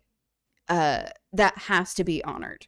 Where like, if someone is saying like they want to stop, like that has to, and you have that particular safe word, which honestly, like the people talk about safe words as like being like this like fun kinky thing. way better if you have clear communication as to like what these things are. And like sometimes people don't remember these designated safe words, and why like using like color codes, like that can be very helpful because it's universal wherever you go in the world. So anyway, that is my spiel. But like you can be engaging in like this type of rough type of play, whether it is like edgier, like literal edge play, like blades and knives and like cutting and stuff within a scene, like people who want that to be like happening to themselves or like someone doing that to them, that like you are agreeing upon all of these things beforehand.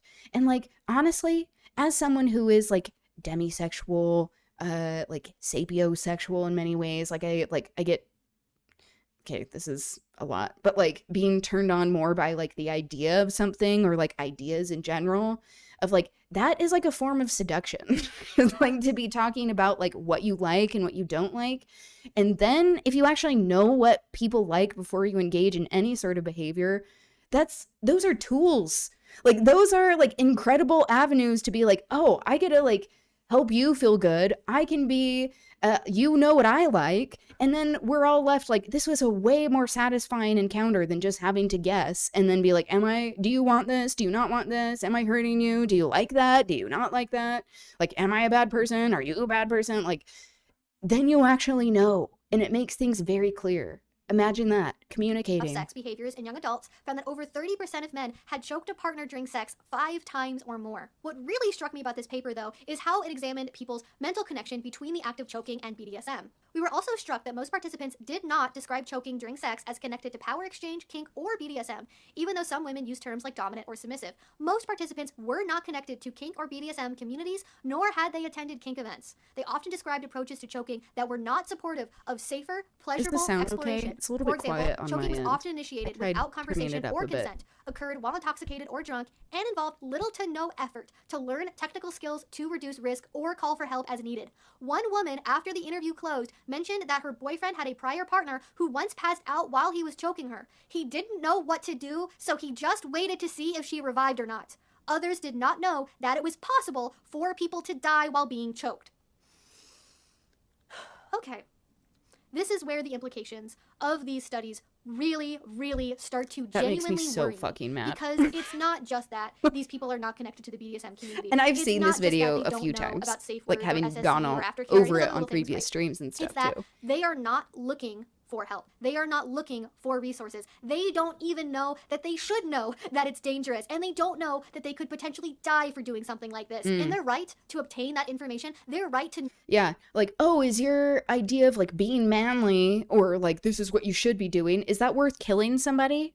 Is that worth knowing that like you've murdered somebody, that you've taken a human life, like someone who like has their own like dreams and thoughts and ideas and a future? Like, is that worth it?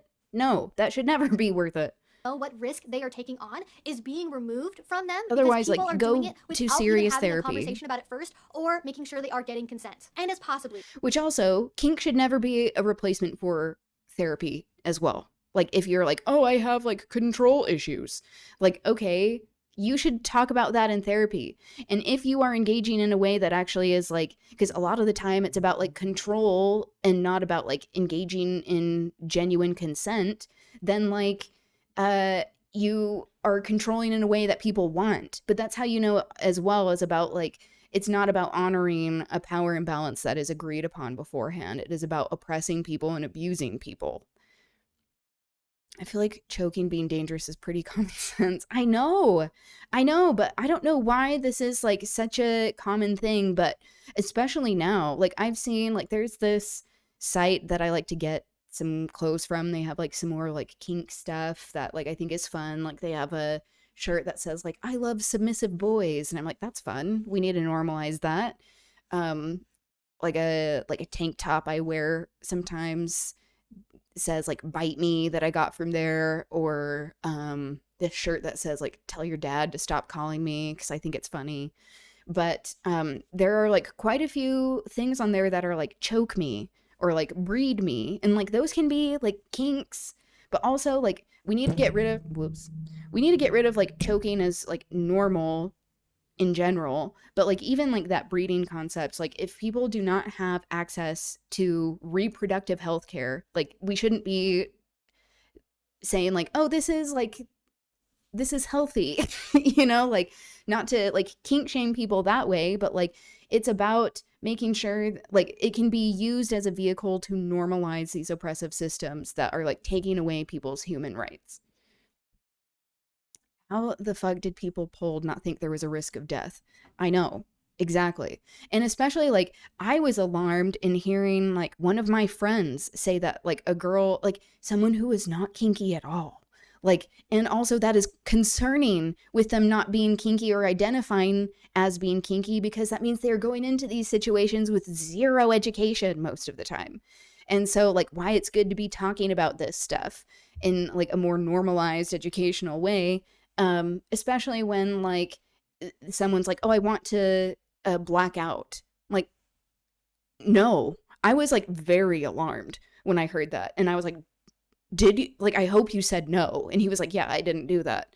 And he's like, but I know someone, like a different person, which I hope he was not using like an example of a different person when it was actually him, that like this same situation happened where someone blacked out and they like didn't wake up for a couple of minutes. Like, that's really bad. That's bad. Like, what? Don't do this. Please don't do this. The most risky BDSM behavior you could be engaging in. It is very, very troubling to me that people are doing it in possibly the least risk-aware way possible. And that needs to change. However, before I completely That's how you know it's about patriarchy and these oppressive systems. I do want to answer the question that is probably on everyone's mind, which is, where the heck are people getting the idea that non-consensually choking their partners is hot? The obvious gut reaction, of course, is to blame pornography. However, it's not as simple as finding what you're saying, Linton. Few women reference pornography as a direct influence on their own initial learning about choking, although most referenced having seen choking in pornography at some point. Many women describe pornography as playing a role in their partner choking them. Our findings clearly indicate that pornography is not the sole source of learning about choking during sex. Indeed, participants described noticing references to choking within a large and diverse body of media, including magazines, social media, mainstream television and movies, and popular erotica. So while porn does seem to play a role in influencing people towards rough sex behaviors, it also appears to be more indicative of a larger social and media landscape where... Yes, and also guess what? Who owns all of these platforms? These are people who are Nazis, overtly white supremacists, like ethno-nationalist shitheads that are like all about like global domination, not honoring our consent because they don't view us as human beings. It's just about their own class, which is why it's so important to be talking about these larger structures of oppression, that they are the ones that are creating and benefiting from these hierarchies of human dignity, where it is coming from an outside source. And I think we need to be talking about, like, there can be people in the adult film industry who are taken advantage of and are not able to get out of situations and contracts and things that they don't agree to. Like, that is very real, where there is trafficking happening, or any type of sex work. But also, you know what protects people who are in sex work is like when they are engaging in like unionizing, when they have a labor, when they like a labor union that they can actually go to and have people advocating for their rights. Or like there are many times, like if people are doing this in an ethical manner, that like adult film sets can be way more consensual than just like an average encounter between two adults. That it's like, oh, okay, so we understand that this is a workplace. We understand that there have to be parameters around this. Otherwise, like, we are violating laws. We are violating all of these different things that, like, not to mention like legal, but also moral, and like trying to take that seriously. So like you will often find people who are engaged in sex workers are very aware of what consent means and what it means to be engaging in certain types of behavior and what you agree on. Like, that is very important because people understand that if you are not agreeing upon it, that it is abuse. Choking is normalized rather than being the sole representation of it. Finally, I want to look at one last study which examined the prevalence of feeling scared during sex across a wide range of ages, genders, and socioeconomic backgrounds. The long-form survey of more than 2,500 people found 23 individuals who had specifically described choking as an aspect of a scary sex experience. Now, for context, this was more than almost any other individual thing mentioned by the participants. More than unexpected STI scares, more than unexpected unprotected sex, more than sudden aggressive behavior from a partner, more than being restrained by a partner, more than any other act of BDSM and more than actual threats from their partner. The only things that were named more often by the participants were two things: anal and actual acts of assault. The participants described their experiences with simple phrases like started choking me, choked me, or had hands around my neck. Some described feeling in danger. I felt I was being strangled, and put their hand on my throat and was scared they would actually choke me. One woman wrote, put his hand on my throat to where I almost couldn't breathe. Others described nearly or actually losing consciousness. Choked me to almost passing out. Being choked until you black out. And they wanted to try breath play or choking. I said I didn't. They started choking me before I consented, and I passed out. So, while many people do enjoy consensual choking as part of their sex, that is far from a universal experience. I am not sharing this information to shame people that get pleasure from choking or who have it as a regular part of their routine. I am sharing this to shed a light on the fact that many people are experiencing non-consensual choking, and that behavior does appear to be on the rise. Many people have scary initial experiences. Which after this video that she made, there were more studies done that I want to go over briefly, of talking about some of the medical implications of saying that, like, essentially no form of breath play is safe. And so, like, this is why, like she's trying to, like, not kink shame people here, because she's actually a kink educator, but that, like, as research has shown that, like, every form of oxygen deprivation is not good for your brain and your body. With kinky sex, to the point it scares them off from ever trying it again, or it causes them trauma that goes forward into their future relationships. There are many people that have the completely wrong-headed idea that asking for consent in the moment ruins the moment, that women just need to be taken in order to enjoy sex, and that women don't actually want to be collaborative partners as part of a mutually enjoyable sexual experience. And I think if we start with that basic building block of consent being good and necessary and something that doesn't have to ruin the moment, that could have a lot of positive effects, whether that be in future sex ed curriculum or through workshops on college campuses, or merely in our own lives and conversations we have with our own partners. However, we cannot ignore the fact that a lot of people are choosing to engage in this, even consensually, not knowing what the risks actually are for what they're doing, because they simply don't know it's dangerous, or they don't know there are resources, or they think that looking for resources somehow confirms their sexual inexperience in a negative way. And I just really hope here that as we come to understand that rough sex is part of the normal spectrum of human sexuality, that we'll just be more comfortable looking for resources, talking about those things, admitting we want to do it, and then also being able to fairly assess what is more dangerous and what is less dangerous. And I'm hopeful at some point we will have more proactive education that is teaching people about the risks of these things before they actually get to doing it. However, I imagine that is going to be quite a far way off at this point. So until then, if you see a vanilla person or anyone really having a conversation about choking or talking about an experience they had with choking, please don't shame them for not knowing about how dangerous something is. I think instead we should turn this into an opportunity to have a real conversation, because it might be the only one that person ever has. Now, all of this being said, there was so much that I didn't have time to get into in this video. Like, what are the actual risks of choking? What can you do if something goes wrong? How can you bring up doing this in a consent-minded manner with a partner? Could there possibly be some kind of underlying gender dynamic in the sudden prevalence of choking? So many little extra thoughts and details that I want to make sure to talk about at some point. And if that does interest you, you can let me know about that in a comment down below. And just in general, I would love to hear your thoughts, opinions, experiences, anything else you would like to share. Again, you can put in a comment down in the comment section below. If you want to make sure to not miss out on any of my other videos, including a follow-up video to this one, if you have not already, please do subscribe, because I make videos twice a week about all sorts of kink and BDSM related topics. And finally, if you want to support what I do, the best way you can do that is with Patreon. A link to that will be down below. If you do already support over there, thank you so much. It means the absolute world to me. And until I see you all next time, I hope you have a great rest of your day and a great rest of your week. Bye-bye.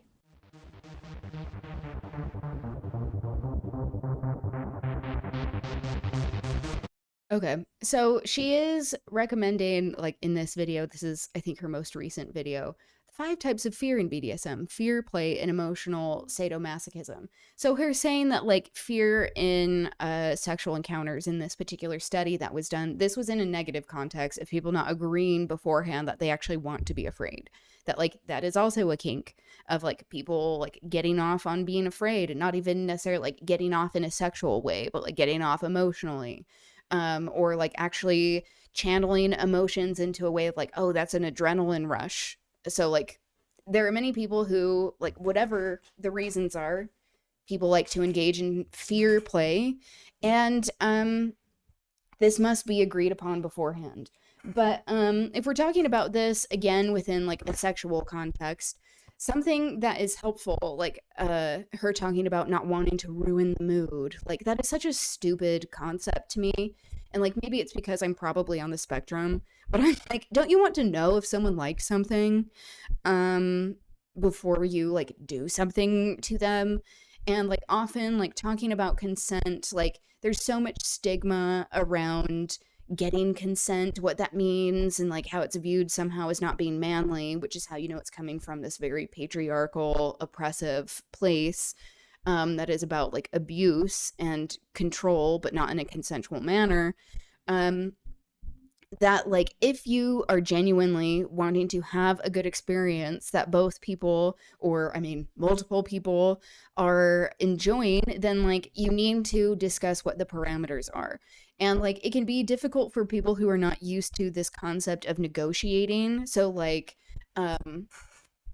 kinksters, whether they are engaging in a scene in a sexual context or not, they're very comfortable with the concept of negotiating things, of like not being like super embarrassed when talking about a lot of these types of things. And that's because it's like we would rather make sure that people are safe, that there isn't abuse going on, than be like shy about certain things. Like that matters more. And so like there really is such abysmal sex education wherever you are in the world, really. But especially when it comes to like the more patriarchal, less like queer accepting, the like the more racist the society you are in, like where it is harder to talk about these things because of these just accepted ideas of like what should be normal when it comes to power dynamics, that inherently power dynamics are viewed from a skewed level that people are not actually consenting to. So like just to help provide like a little bit of guidance, if we're talking about this in a sexual context, something that can be helpful, like I mentioned, like using the stoplight colors, because like people get all caught up in like, oh, what's the safe word? And like, if you are comfortable with someone and you've like been engaging with them in certain kinds of play or like sexual encounters and like you're used to it, then I feel like it's a little bit easier to and more acceptable to be using like more like code words. But like until you get to a point where you know someone pretty well, it's best to use the street light colors because that is just more straightforward. There is this concept that I heard about specifically when it comes to like sexual consent that I really liked, that I heard it wasn't the other day, it was like a year ago, I think, where people talk about like it can be from a perspective of like not being like as like, okay, you do this, I do this. Well, I mean, you shouldn't be telling people what to do anyway. That's not a great example. That's what not to do. But asking or saying like, okay, I like this, and I like it when this is done to me. Or like a more simplified and straightforward version, I think, is asking someone how they would like to be touched, like how they would like to be approached, and how they would like to touch you. And then you go the other way where they ask you and then they tell you what they like as well. And so then you get immediately from both sides of like when you are asking that question to a partner or partners, that you are getting information on like what parts of their bodies they feel comfortable with, and how they want to be touched, in what ways, like if it is in like a rough or like more like vanilla type of context. And then you actually understand what their intentions are, like what they're attracted to with you, like what their inclinations are of like, oh, like if how they are wanting to touch you, of like, oh, I like this, I am attracted to you because of this. And then that gives you room to be like, if you don't like what they're saying, or you're like, oh, I'm not comfortable with that, and not like being very clear with your boundaries of what you like and what you don't like, but also establishing as well that it's okay to provide like alternatives to things of like, oh, I don't like this, but I do like this. That is a healthy way to sometimes, like as you're figuring out like the nuances of the situation and where it can be a very vulnerable and scary thing sometimes to be like, I don't really know where to start, or like talking about what you like or don't like can make you shy and embarrassed, but like, it's okay. It's good to talk about what people are wanting and what you are wanting. And like I mentioned before, if you are not very clear about what you don't like, and then you say afterward that you're like, or like during a type of play or sexual encounter that you're like, oh, I hate this, or whatever it is. Like if you had the chance to talk about it beforehand and negotiate things, then you wouldn't have had to get to that point. But if there is something that happens that someone says they might like beforehand and they end up not liking it as much, like you must honor, and you all have to agree to the situation of saying like, if someone is not happy with how things are going, everything has to stop immediately. And that doesn't, like, maybe you can like revisit at a different time to like negotiate, but like that doesn't mean like, oh, I have to like get mine before I stop. That's abuse. That's assault. So there you go. That was more of an adult little follow-up on some things that we were talking about, but I think it's so important to talk about these things because it is not normalized whatsoever. And I think Evie does a really great job of doing this. There was one, I mentioned that follow-up video that she did, and I'm having a hard time finding it for some reason. So I'll find that at a different time, but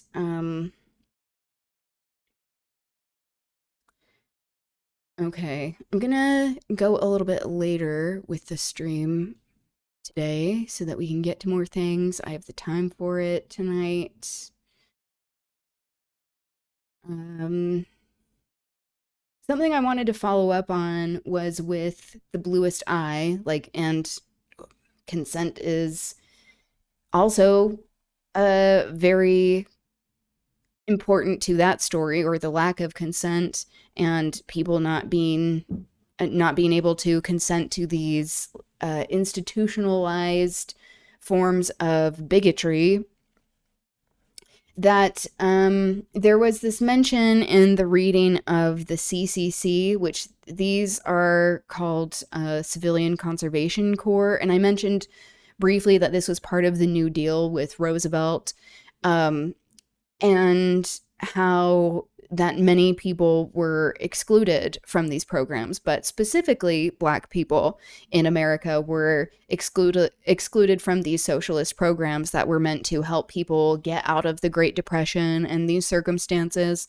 So I wanted to provide a little bit of history that I didn't get to yesterday, and how this is still a very prevalent concept of, like, as we're reading The Bluest Eye, a recent conversation or like topic that FD Signifier went over. He called out, what is his name? His channel's Secular Talk, Kyle Klinsky.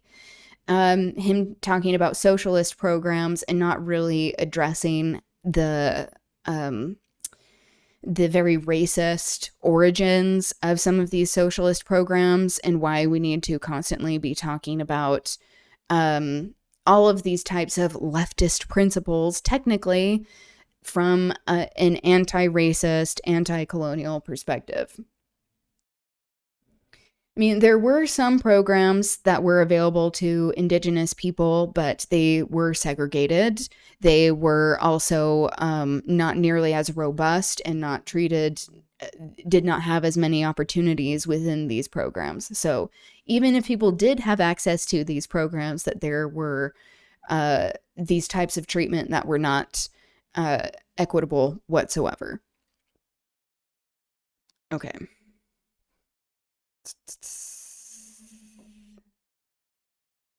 Here we go. Also known. Often you will find this to be a trend on the things that I show. I get so concerned about finding videos that are not AI that I try to find like good information, but also I will often err on the side of it being like much older than if it was just like made in a few months. like a few months ago or even like the past couple of years, like if it like a voice kind of sounds like AI, I would rather err on the side of like, okay, this is for sure not AI. The Civilian Conservation Corps. Like that kind of sounds like AI to me, but I'm like, this couldn't possibly be AI when it was uploaded 11 years ago. One of the most popular programs implemented by Franklin Roosevelt as part of the New Deal was the Civilian Conservation Corps, also known as the CCC. What was the CCC? Who was it intended for? The Civilian Conservation Corps was started in March of 1933 as a work relief program. I was like, this is so slow. Like, okay, the Southern drawl, but also I'm going to speed it up. It was intended to provide jobs for young, unmarried men, age 18 to 25, and who were for out of men, work due to the specifically. Great Depression. In July of 1933, there were 250,000 young men enrolled, working in 1,463 different camps. When one became a member of the CCC, he signed a commitment to participate in the program for a minimum of 6 months. At the conclusion of this time period, he could choose to enlist for another 6 months. The maximum limit was a total of 4 terms, or 2 years, that one could stay in the program. Each enlistee was required to take a physical examination prior to joining. Physical fitness was important because of the demanding labor that would be involved. Each CCC worker was given meals, housing, so again, ableism built into this, a uniform, and $30 a month. The sexism, $25 of the $30 racism. was sent home to their parents. The workers lived in camps and were housed in barracks, 50 workers to a tent. Aside from the barracks, the CCC camps also featured an education building, a medical facility, a mess hall, a recreation area, restrooms and showers, a tool room, and blacksmith shop, and garages. The primary function of the CCC was to conserve natural resources and clean up the national parks and forests. Their very first projects related to soil erosion control. Which, by the way, I mean, this is probably obvious, but in the Bluest Eye, where it takes place in Elyria, Ohio, where it was also this manufacturing town for cars, which is why Toni Morrison mentions Henry Ford and his fascism. We'll get to that next week, but because it gets into it a little bit more with this next reading. But there was a camp like this, or camps like this, in Elyria. In Alabama. Soil erosion projects very became especially thorough. important in the Great Plains states, which were being ravaged by the Dust Bowl. One of the most important CCC projects was reforestation, or planting trees. The trees were needed to serve as wind blocks, which helped control the soil erosion problem. Before long, CCC camps were all over the country, tackling many different kinds of tasks. CCC projects included everything from building fire lookout towers, roads, and airport landing fields, to controlling insects and diseases, fish stocking, and eliminating predatory animals. They also constructed terraces, built dams, and established campgrounds. By 1940, the program started. Okay. That made me sad with the bear cub. I was like, will its mom accept it if a human's touched it? Reducing significantly. The Great Depression was approaching its end, and there was less need for employing young workers. Hope they were treated In 1941, humanely. when the United States entered World War II, this need became even less, because most men of this age were either enlisting or being drafted to help in the war effort.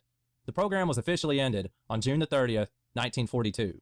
At the time of its conclusion, the CCC had employed over 2.5 million young men. They had built over 97,000 miles of road, constructed more than 800 parks, and planted more than 3 billion trees. Okay. So I did want to show this with FD Signifier. I don't know if we'll watch the full video, but yeah, just in the interest of time. He does talk about this in a way that I think is excellent. Like, I think Kyle, I didn't watch his reaction to this, but it's like Kyle reacts, and then FD Signifier being like, I'm in this internet drama that I didn't want to be, even though I know that like talking about someone by name in a video and saying I don't agree with something, that wasn't a move that would make it so I wasn't opening myself up to internet drama.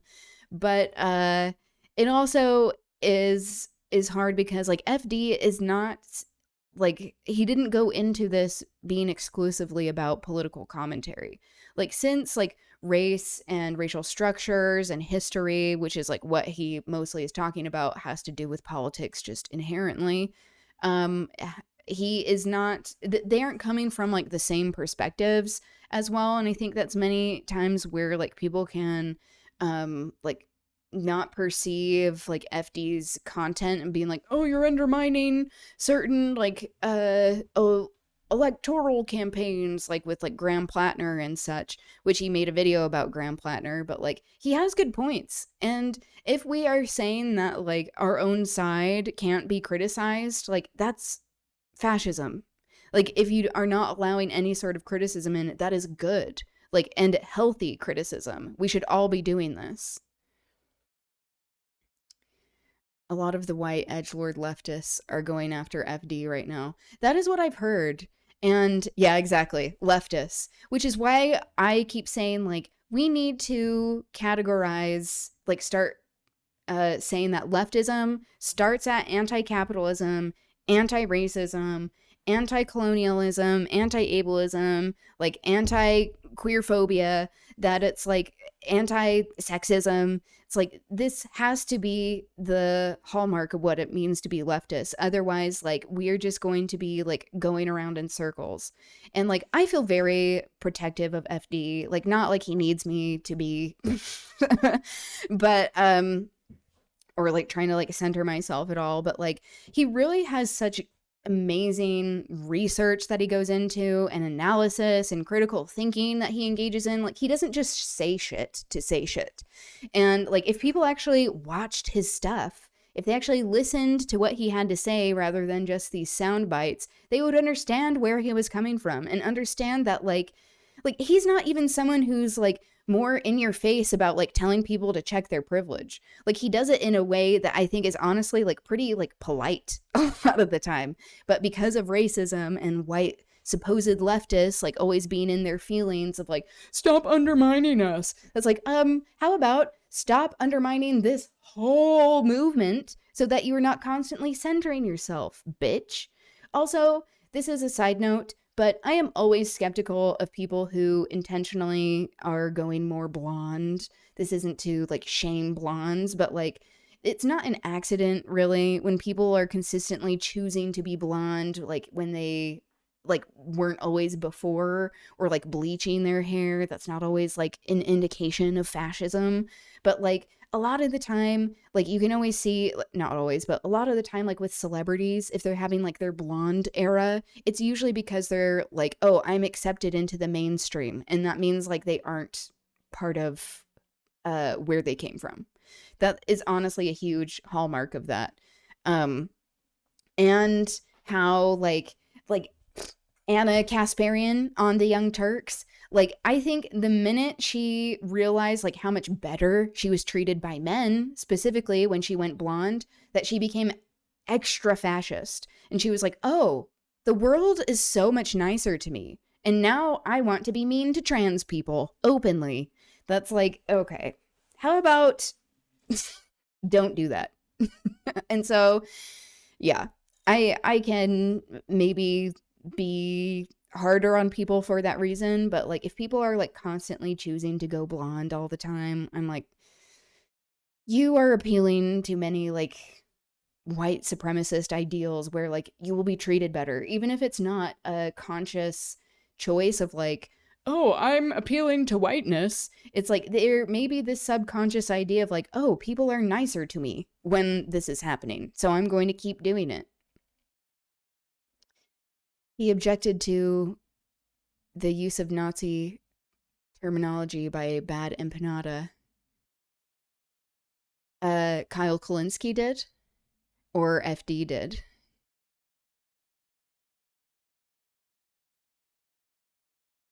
Kyle Kulinski talk about Hassan. I think it was Kyle Kulinski. Oh shit, am I being racist? We can do better. Okay, yeah, it was him. No shade, I do be getting them mixed up sometimes. And I mean, same.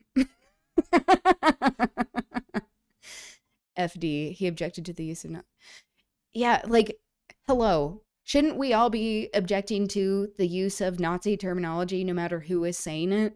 And if there are people on the left saying that shit, supposedly on the left, like, they should be held to a higher standard. Not to say, like, oh, like, Nazis doing, like, white supremacists doing their shit. It's like, that's kind of come to be expected. But, like, if there are people who are in our ranks, supposedly as leftists, who are espousing this type of rhetoric, they must be called out, because like that is what, otherwise, like, we're like, what's the point?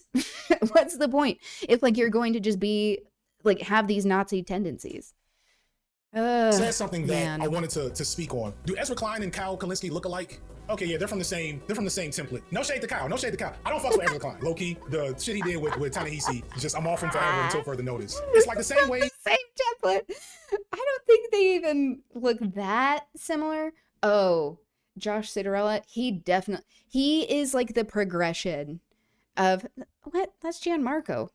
Anyway, all of the white boys. It's like he's like the missing link between Kyle Kalinske and Ezra Klein in that evolution. The same way, you know, I look like I work at GameStop. There's a progressive white guy aesthetic formula. Anyway, Kyle was talking about the alpha in the room, Hassan, and his recent tour. It's so funny. I said this on, I think, Threads the other day. Right after the election, everybody and their mama literally got on Twitter and said, the liberals need a leftist Joe Rogan. And I hate that term, saying alpha, which, like, I'll be honest, I will read some erotica about like werewolf stories sometimes because of like the appeal of power dynamics. But this is where I will reiterate something that I've said in the past. Many of these apps, these like erotica apps, like what Evie was saying, that people are learning to like certain kinds of behavior, they need to have like a crash course on consent on all of them so that people actually understand what this means. And that they're saying like, oh, we're engaging in this way of like, this is a romanticized version of like consensual non-consent, commonly referred to as CNC, of like people not wanting something, but it like being romanticized, eroticized, but being like, you should always be getting consent for this type of behavior, no matter what it is. Anyway. Most of us kind of said that sounds dumb. But also, we already have a leftist Joe Rogan. It's Hassan. It just doesn't work the same because, you know, the right wing, yada, yada, things I'm going to get to in a second. It just doesn't work the same. You know, people took the initiative, and for what it's worth, Hassan has had a big mainstream glow up in the last 365 plus days, which I would say has been a net positive in general. It's been hard on Hassan, I think, because, you know, managing that type of attention when you're unhinged. Some of the best D&D players in the world. Did you just fall me? Yes, I did. What is you? Hyper online. Oh, Jake Paul did blackface. Guy is hard enough. And then it feels like in the last like 2 months, and this is what I guess I'll let Kyle talk about. I think that's a pretty accurate there's also depiction of Hassan, I have to going say. On. You have Third Way. He is hyper online with a lot of the things. As I was mentioning at the beginning of the stream of like, you will not catch me saying a lot of this slang. And I think Hassan does that. Stavi has like called him out on that. And I think that's accurate. Like, I'm not trying to use young person slang because that's not me. He can do that if he wants, but which whatever. is a literal like corporate organization. They are going after Hassan Piker and by extension, everybody on the left flank of the Democratic Party. What they've done is they've smeared Hassan viciously and relentlessly. They've called him an anti-Semite, which he's not. They compare him to Nick Fuentes and say that this guy is just as extreme as Nick Fuentes. And what they're trying to do is cancel the entire left flank of the political spectrum and say, you can't take these people seriously. The Democratic Party needs to be a right-leaning party. They need to be a centrist party, and they need to represent the interests of the Israel lobby and corporations. So this is really interesting. This is really true. What's missing is the black part. What's missing is the racism part. And I wanted to discuss that because that's always way more important than all of my white peers realize until they text me. Until they talk to some niggas. So I'm doing this preemptively. So let me skip to the end. He said something at the end that made me come down here and turn on the camera. We're about to see what it's like when the left actually has control. And all I'll say is the last time the left flank actually had control was during FDR's reign. And what happened then? Well, at his peak, he had 80% of the House and 80% of the Senate. And he won 4 fucking presidential elections because Americans got a little taste of something called social democracy and they creamed themselves and they said, oh my God, let's only have this forever and ever and ever. Right? So the same thing would happen today. All right. Right. Let's chat. I know. Let me just... I mean, this is not a gotcha to Kyle at all. But low-key, this is a big reason why I stay engaged with a lot of white leftists that I think are well-intentioned and fundamentally good in principle. The way I love watching his streams, and he is not always consistent about streaming because like that's not like what his main thing is. But so turn on your notifications, subscribe, follow FD. It's FD Streams. his handle, I believe. But he streams whenever he like feels the need to, when he feels moved to. And so it's usually like on the tip of his tongue. But like the way he talks to his stream, I'm like, he must be a good dad. With the way he's like, I know, please hold, I'm speaking. But I'm like, just the way he like acknowledges what people are saying, but like still is like, okay, let's get to the point. Because the American left, the Western left, especially here in America, has an immense blind spot for the fundamental power of white supremacy and racism in this country historically. I've been reading, shout out to, I can't remember the brother's name, but it's a book I mentioned on the Jam Pod, talking about Hubert Harrison, who was a black leftist in the 1900s. This is a recurring problem with the left. As the left wins, as Kyle is talking about here with FDR, as we get tastes of social democracy, what we always seem to confuse is why the left eventually loses here in America. Even if you just consider the left, Bill Clinton in 1992 on into Al Gore, Barack Obama on into Hillary, and Biden into Kamala. Wait, I have to go back and show that.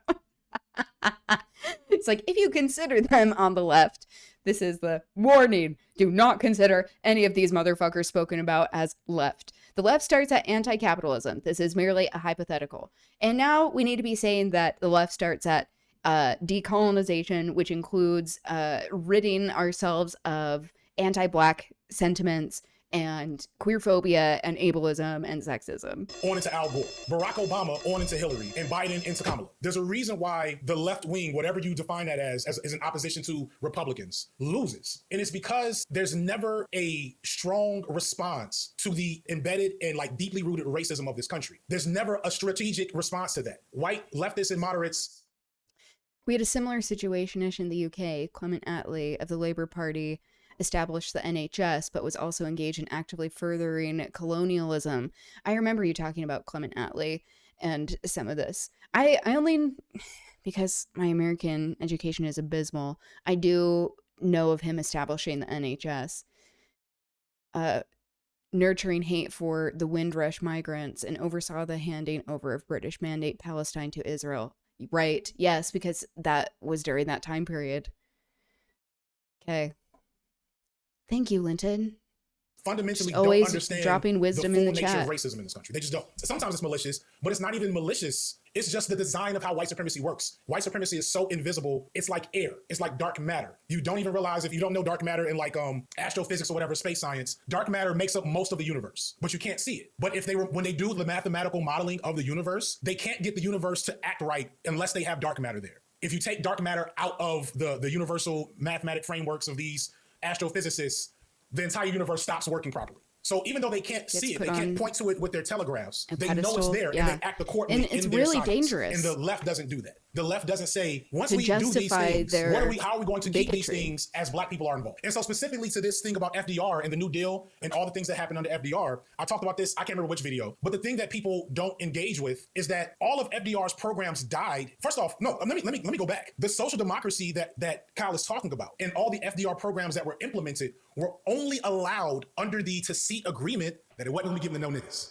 GI Bill, housing bill, all that shit, whites only. They wouldn't even give it to Irish and Jewish people at the time. They had to pledge. Irish people had to pledge and Italians had to pledge crackify white in order to get their piece of the social democracy pie in the early 1900s. That growth of the American economy and the American middle class and all of that was only allowed under the understanding that black people were not going to be included in that. And then after black folks started being like, shit, and tearing shit up in the South and across the country, after it became clear that two Americas couldn't really exist, they started saying, okay, let's give a little bit of this, let's give a little bit of that.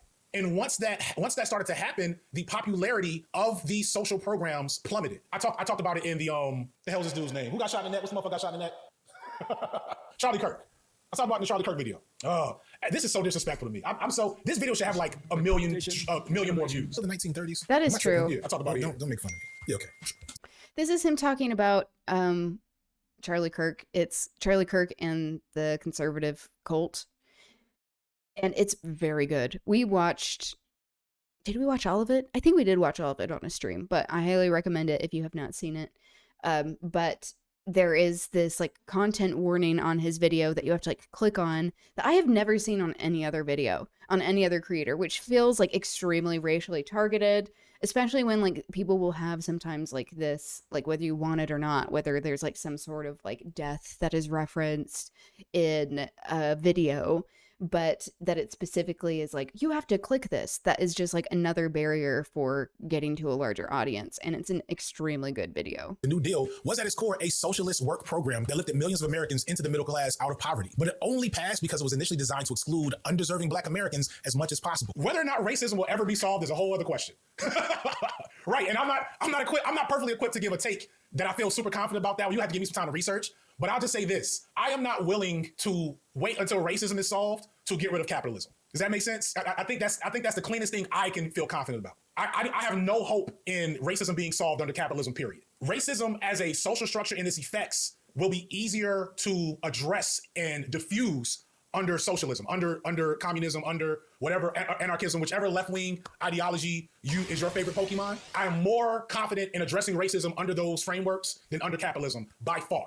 There is no chance of solving racism under capitalism. Capitalism fundamentally, especially in the West, requires racism because race is a class construct. So with that in mind, though, and this is kind of the reason why I want to bring this up, as we look to the future of mainstream political wins for the Democrats, not the left, but the Democrats, you have to keep in mind that racism is the hook. Racism is what will be used to counteract and erode whatever progress is made. And many people that, I'm not going to call them leftists, many people that enjoy and appreciate social democracy and socialist programs and government-funded programs and unions and workers' collectives and all of those things that are a big part of any leftist governing framework can still be racist. And they can be racist, especially on the left, in ways they don't even fully understand. What I'm trying to get at is that as one of many examples of how racism would erode workers' movements, unions, socialist action, is unions would be segregated if there were Black unions at all. And these white unions would not allow Black people in them. So when they went on strike, the business owners would hire Black people to do the same jobs. Much as is typical of the way people respond to having ingrained hatred for their peers as opposed to their oppressors, instead of looking at what the capitalists were doing by manipulating these poor Black folks that were not allowed to work anywhere else, they rioted and burned down East St. Louis. You trying to get me to have a seizure with that sound praxis. Louis. Is this a sound that comes directly from, I know it probably is not just from one thing, but I associate it with the old Willy Wonka movie with what's his face, the guy, how Jeremy Allen White looks like his progeny. What is his name? Anyway, I should know this, but it reminds me of like those, like the big computer in that. POV, white and ignorant non-Black leftists trying to comprehend when revolutionary Pan-Africanist Black leftists correctly articulate that anti-Blackness as a sentiment will exist even after capitalism is done away with, and being a socialist, communist, Marxist, or anarchist doesn't immune you from upholding anti-Blackness. This is also, Prax.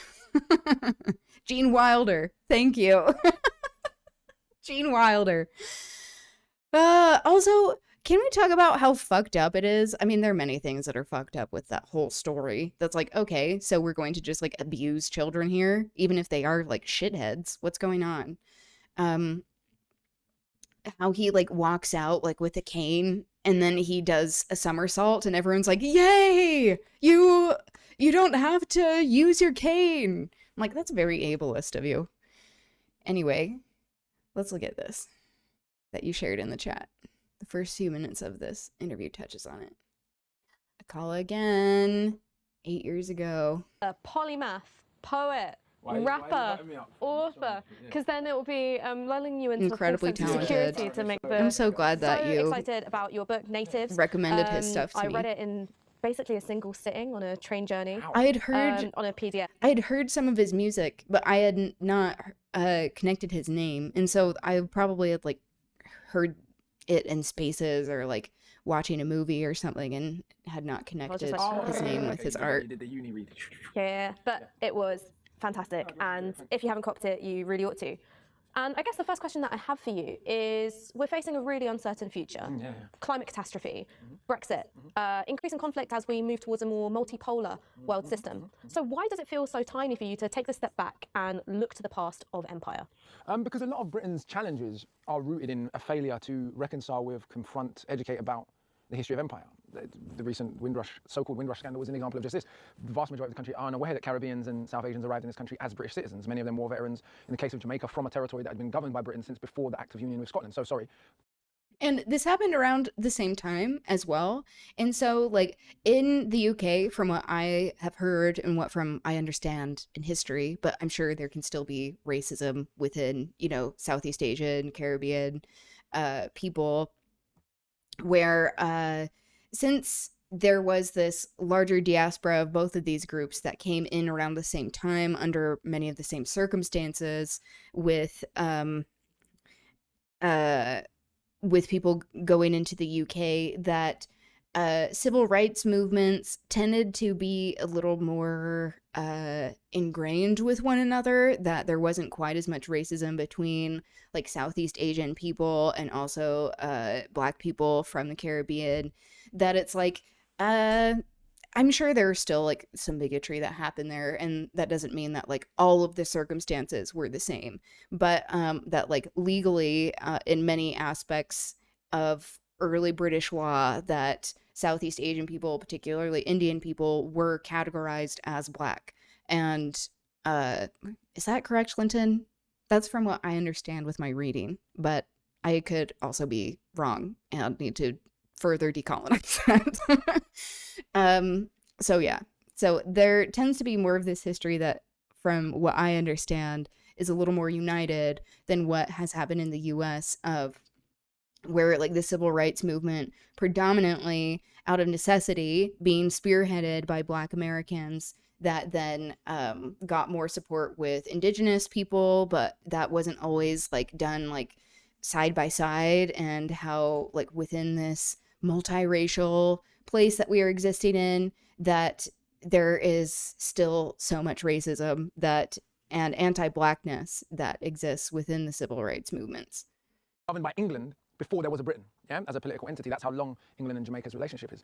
And so the idea that we are immigrants, those of us who came from Commonwealth countries, but the hundreds of thousands, in fact, 1.6 million people that came from Ireland and Europe after the war are part of the white working class, is one of these deliberate outcomes of actual ruling class policy. And I'm not saying that to be hyperbolic, I'm saying it because I've looked at the documents, and that was part of the program. They felt they could make proper Brits of the people that came from Europe, even though they did not treat them very, very well. But were very nervous, even Attlee's Labour government, very, very nervous about British citizens of the wrong colour. So they called, Attlee's government referred to the citizens on the Windrush, the literal passengers of the Windrush, as an incursion.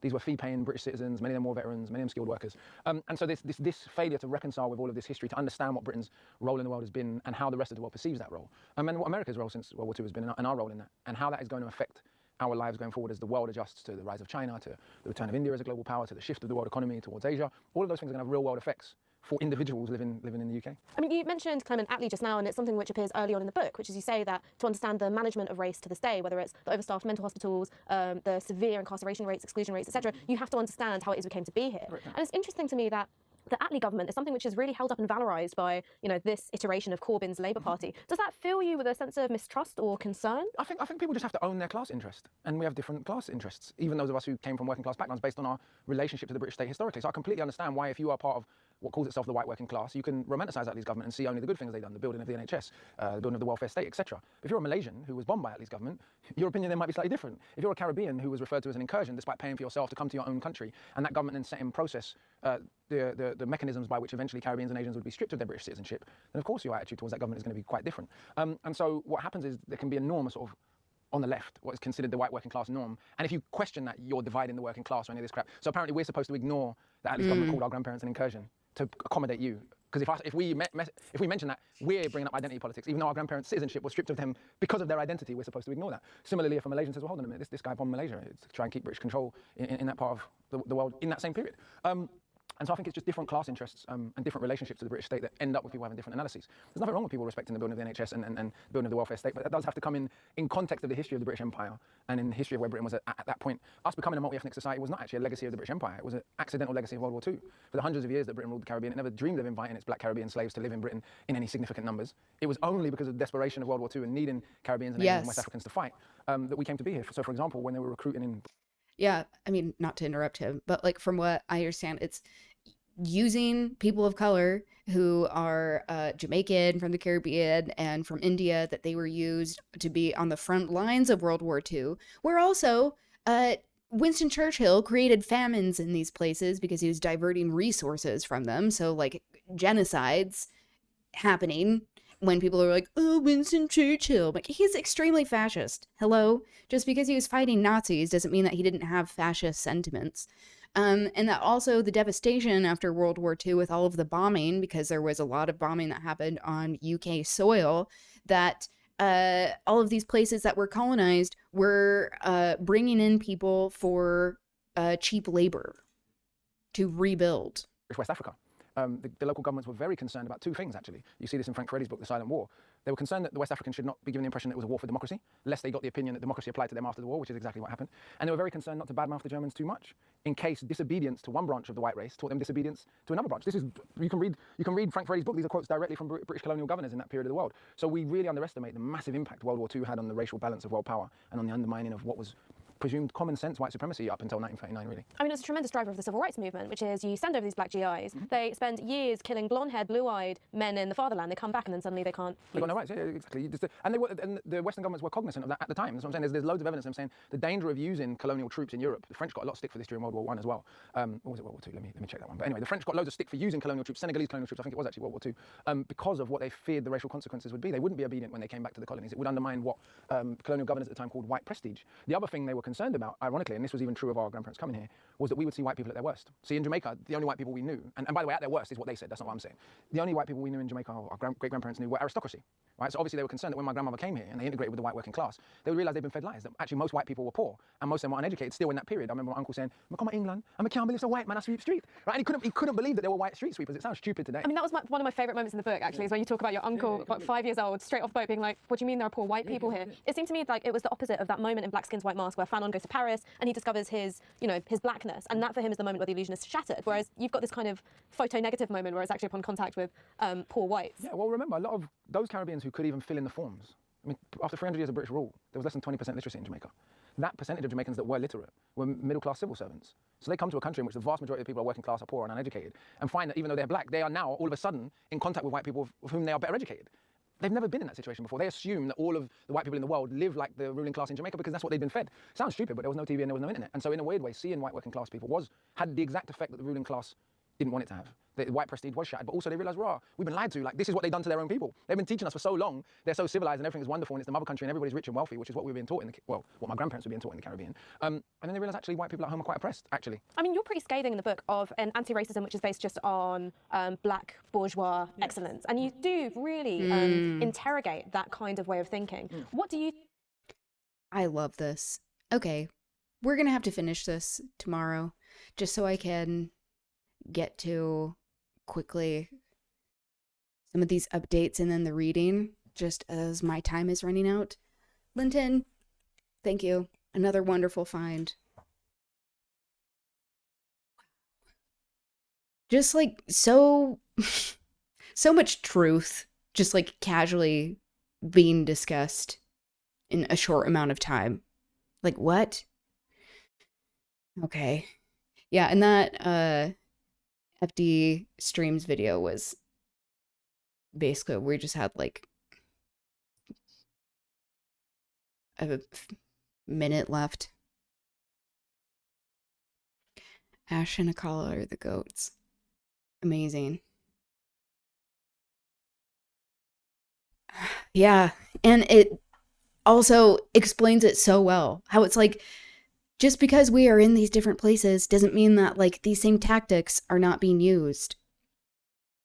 Yeah, we for sure are going to be watching that tomorrow. Just really briefly, I wanted to show this. This is the one that he made today, or not today, 2 days ago. I've seen this already where he's talking about Graham Plattner. I think he has some really great, he has really great criticisms that is building on this earlier conversation of how white leftists somehow like can't see where they can act like liberals in many ways, of being like, don't criticize us. That's like, okay, well, we have to, especially if it is warranted. Hello? And if people can withstand criticism, then like that's a good thing. Okay, so this, getting to a little bit of local news, some updates. Kevin O'Leary, he's this like non-billionaire, even though he tries to like advertise himself as a billionaire, that he is over this Stratos data center in Utah, and there are even more data centers that are attempting to be built, that are being built in Utah. We just don't have the water. The Great Salt Lake is already drying up. The one of two bodies of water that of salt bodies of water that are enclosed that are drying up in the world. And that's not to say like the Dead Sea also isn't drying up, but like the Great Salt Lake is going to be gone. Like that's on the trajectory that we're on, and like he just doesn't give a fuck. There is a funny Walter Masterson video where he actually goes to Palm Beach, where he lives primarily. He also lives in New York City. He lives in Canada because he has like 1 million homes, as opposed to one where he has to live next to like the arsenic dust storms that he's creating in Utah. It's just revealing all of this larger corporate greed and corruption that exists, that has existed for a very long time in our local government, that politicians who are from Utah that got elected by these lobbyists that are interested in profiting from these data centers, they went and shopped for people who would be willing to actually build them. So with all of the protests that are happening, all of the outcry that is going on, he feels like he is on damage control. So he did this little video essentially saying like, oh, there are Chinese proxies in Utah saying that like we shouldn't build data centers. Like, okay, whatever that even means. And recently, Governor Cox came out and said that he's like, oh, we have an emergency drought in Utah, so please use less water. While at the same time, he's trying to claim somehow that this large data center by Kevin O'Leary is going to make water. Okay, so are you God? What does that mean? And Governor Cox is constantly telling people to pray for rain because that's going to fix it rather than like policy. So he is a shithead. We've already known this. At least he'll be hit with Sauron's second home tax. Exactly. Yeah. So he's mad about that, but he doesn't even have the excuse of like, I'm going to leave to go to Florida, because he already lives there. And he lives in Canada and probably many other places. He certainly does not live in Utah. He does not have any property. He's been here like once. That's on record of him coming to visit these people who asked him about building a data center here in like 2023 and 2022.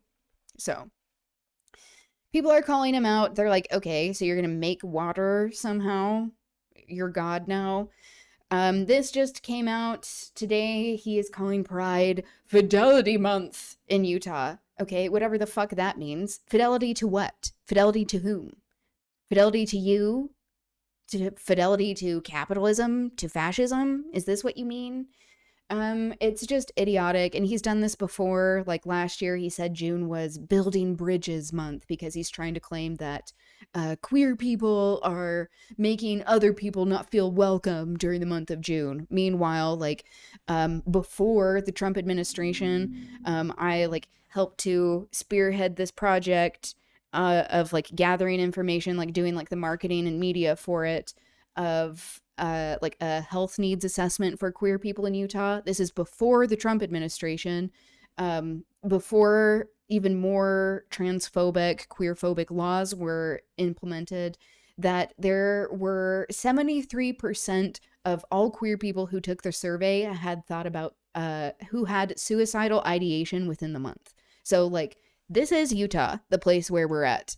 And can you imagine what it is like now for queer people with all of this happening and him claiming it's Fidelity Month?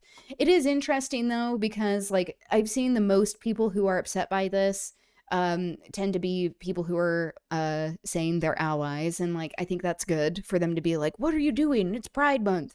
I think many queer people who are just like used to this kind of behavior, we aren't surprised, we aren't that like outraged by it, because it's like, yeah, of course he would do this shit because he has been doing this shit. But I do want to highlight once again how there is this hypocrisy with allies who are somehow offended by this, just like naming it something different, but then being offended with queer people when they are resisting in ways that they don't appreciate, such as having a little more outward force in certain ways, especially when it comes to cops, that like all of a sudden that's off the deal when they want to say like, oh, how can you take away Pride Month, while somehow ignoring the fact that Pride started as throwing bricks at pigs, and that we wouldn't have the concept of a Pride Month for them to dance poorly at all of these queer bars without people taking on that kind of risk in the past. So that may be like kind of harsh. And at this point, I don't really care, because I know many people are like, we need as many allies as we can get. And I'm like, yeah, we do need allies, but we need reliable allies. We don't need allies who are also going to be fascist and be like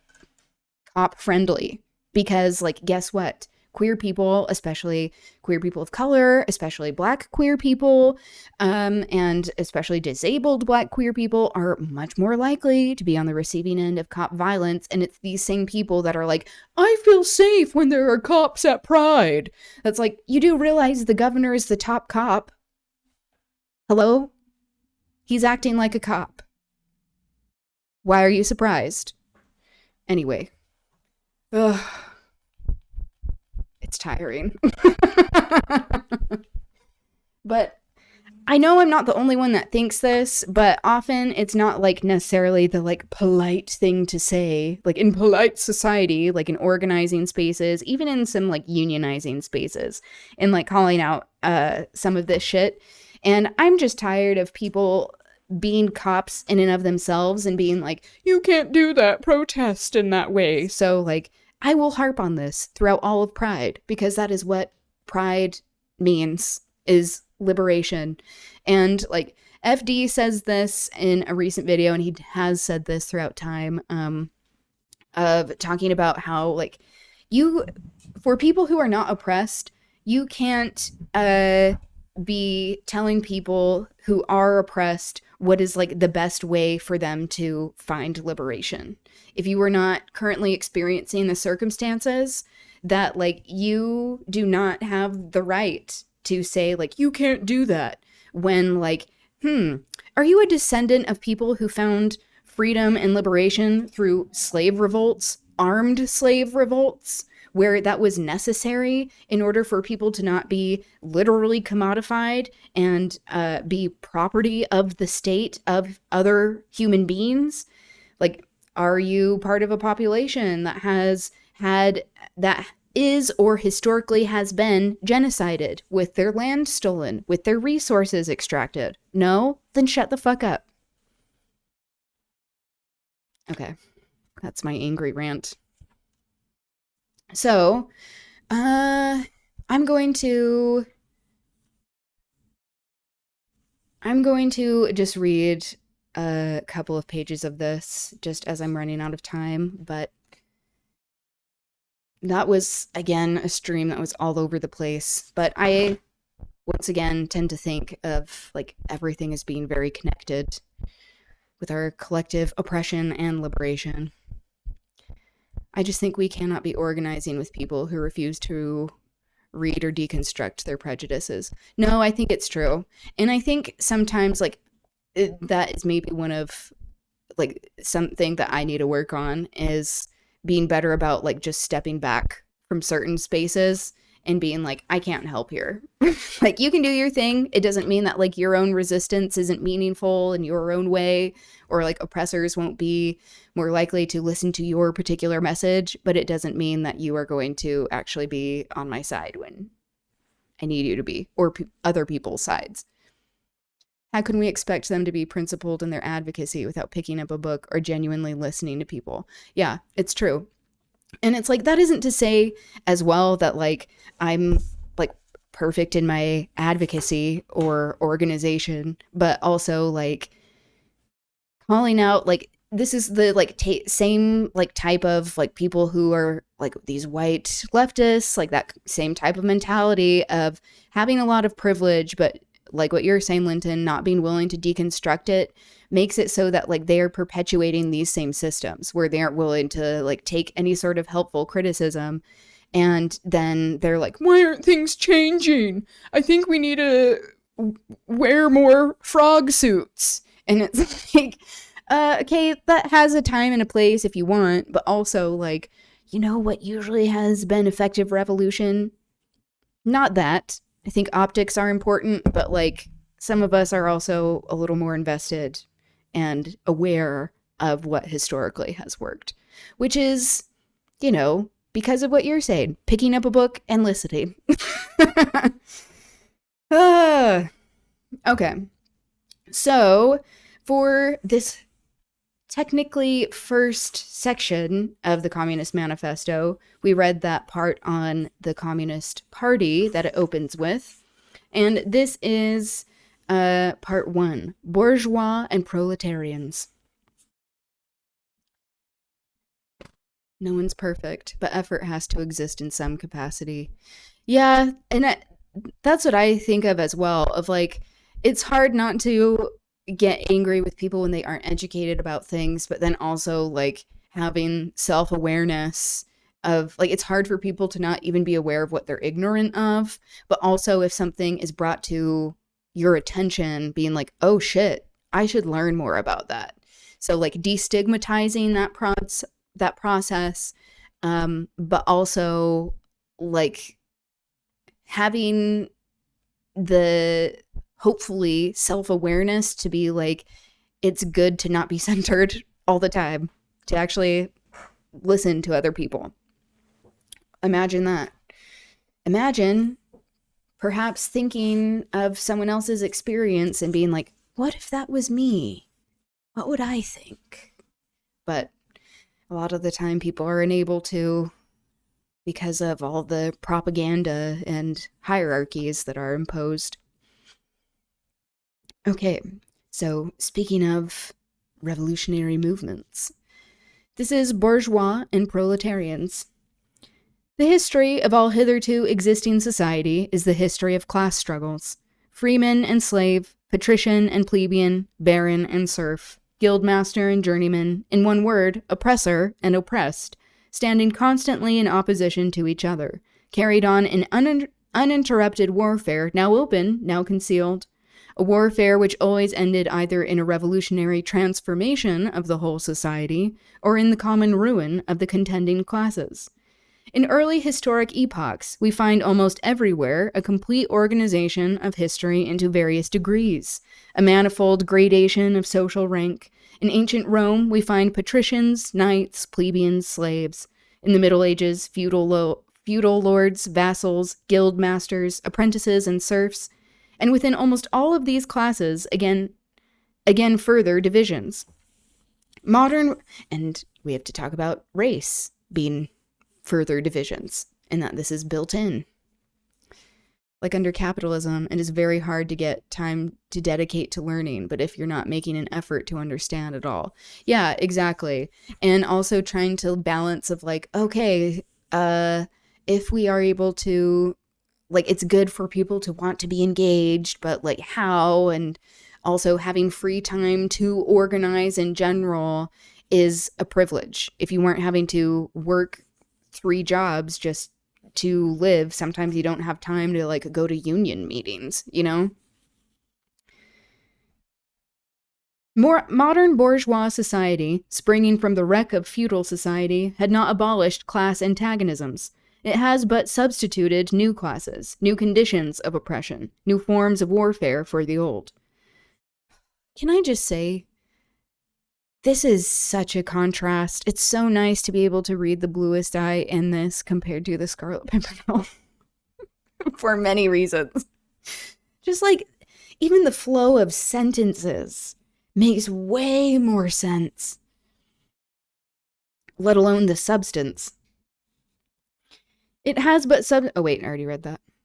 Our epoch, the epoch of the bourgeoisie, possesses, however, the distinctive characteristic that it has simplified class antagonisms. All society is more and more splitting up into two opposing camps, into two great hostile classes, the bourgeoisie and the proletariat.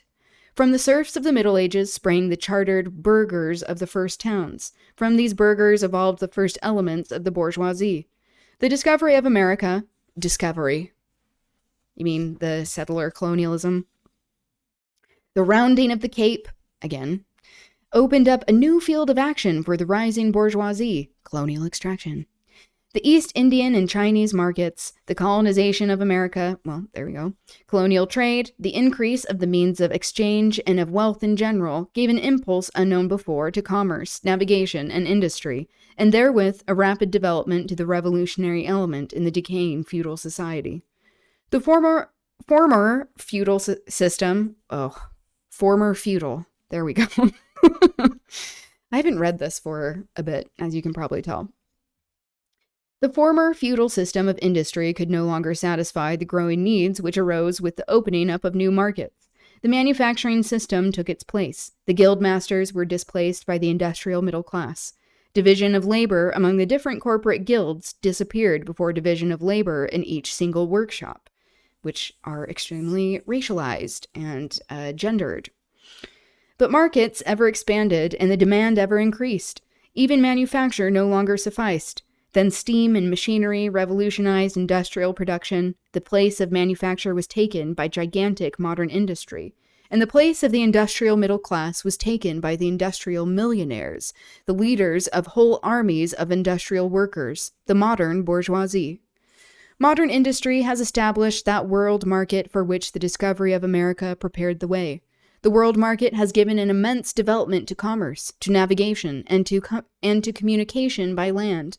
This development reacted in its turn on the expansion of industry, and in proportion as industry, commerce, navigation, and railways extended, in the same proportion the bourgeoisie developed, multiplied its capital, and thrust into the background all classes transmitted from the Middle Ages.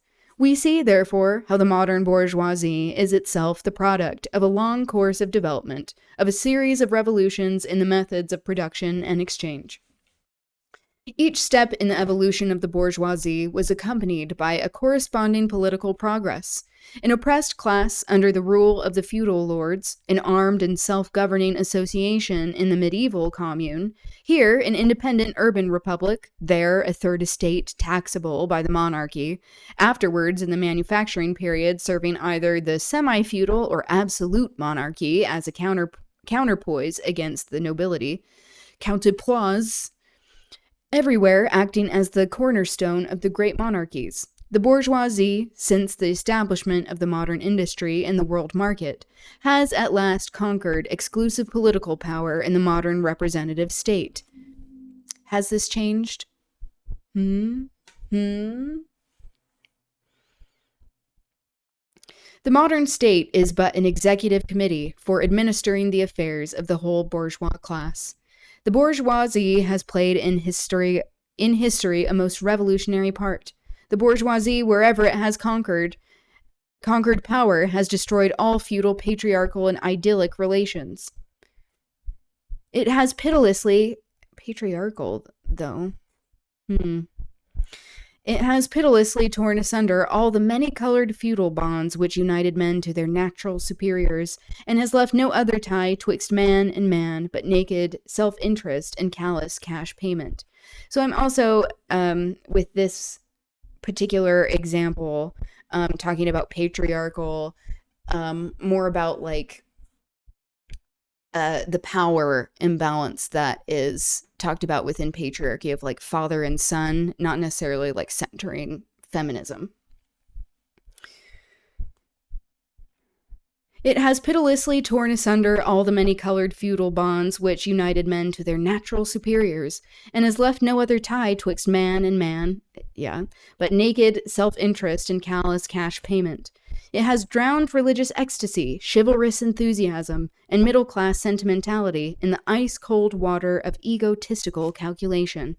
It has transformed personal worth into mere exchange value and substituted for countless dearly bought chartered freedoms, the one and only unconscionable freedom of free trade.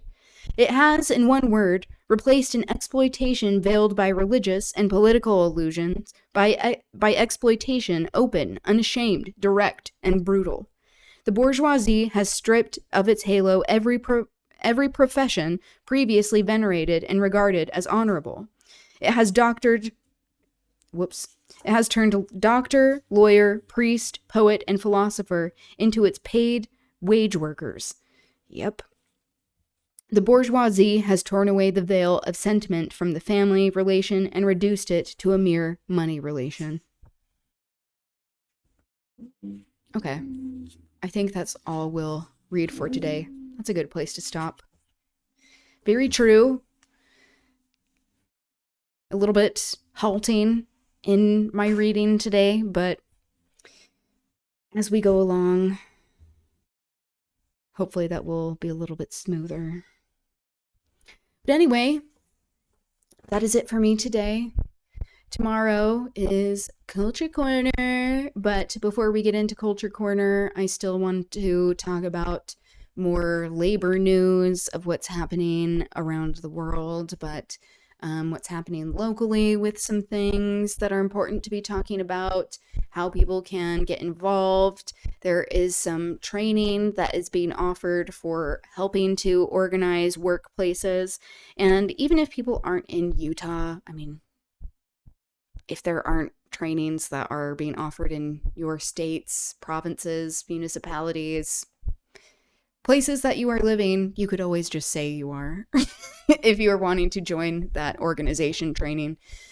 Because I think it is specific to Utah, where I'm located, but regardless, it is important and has some really great principles that they will be talking about. So I want to highlight that and also highlight more great art. Finish some of the videos that we started today, like that one that you showed of Akala, Linton, and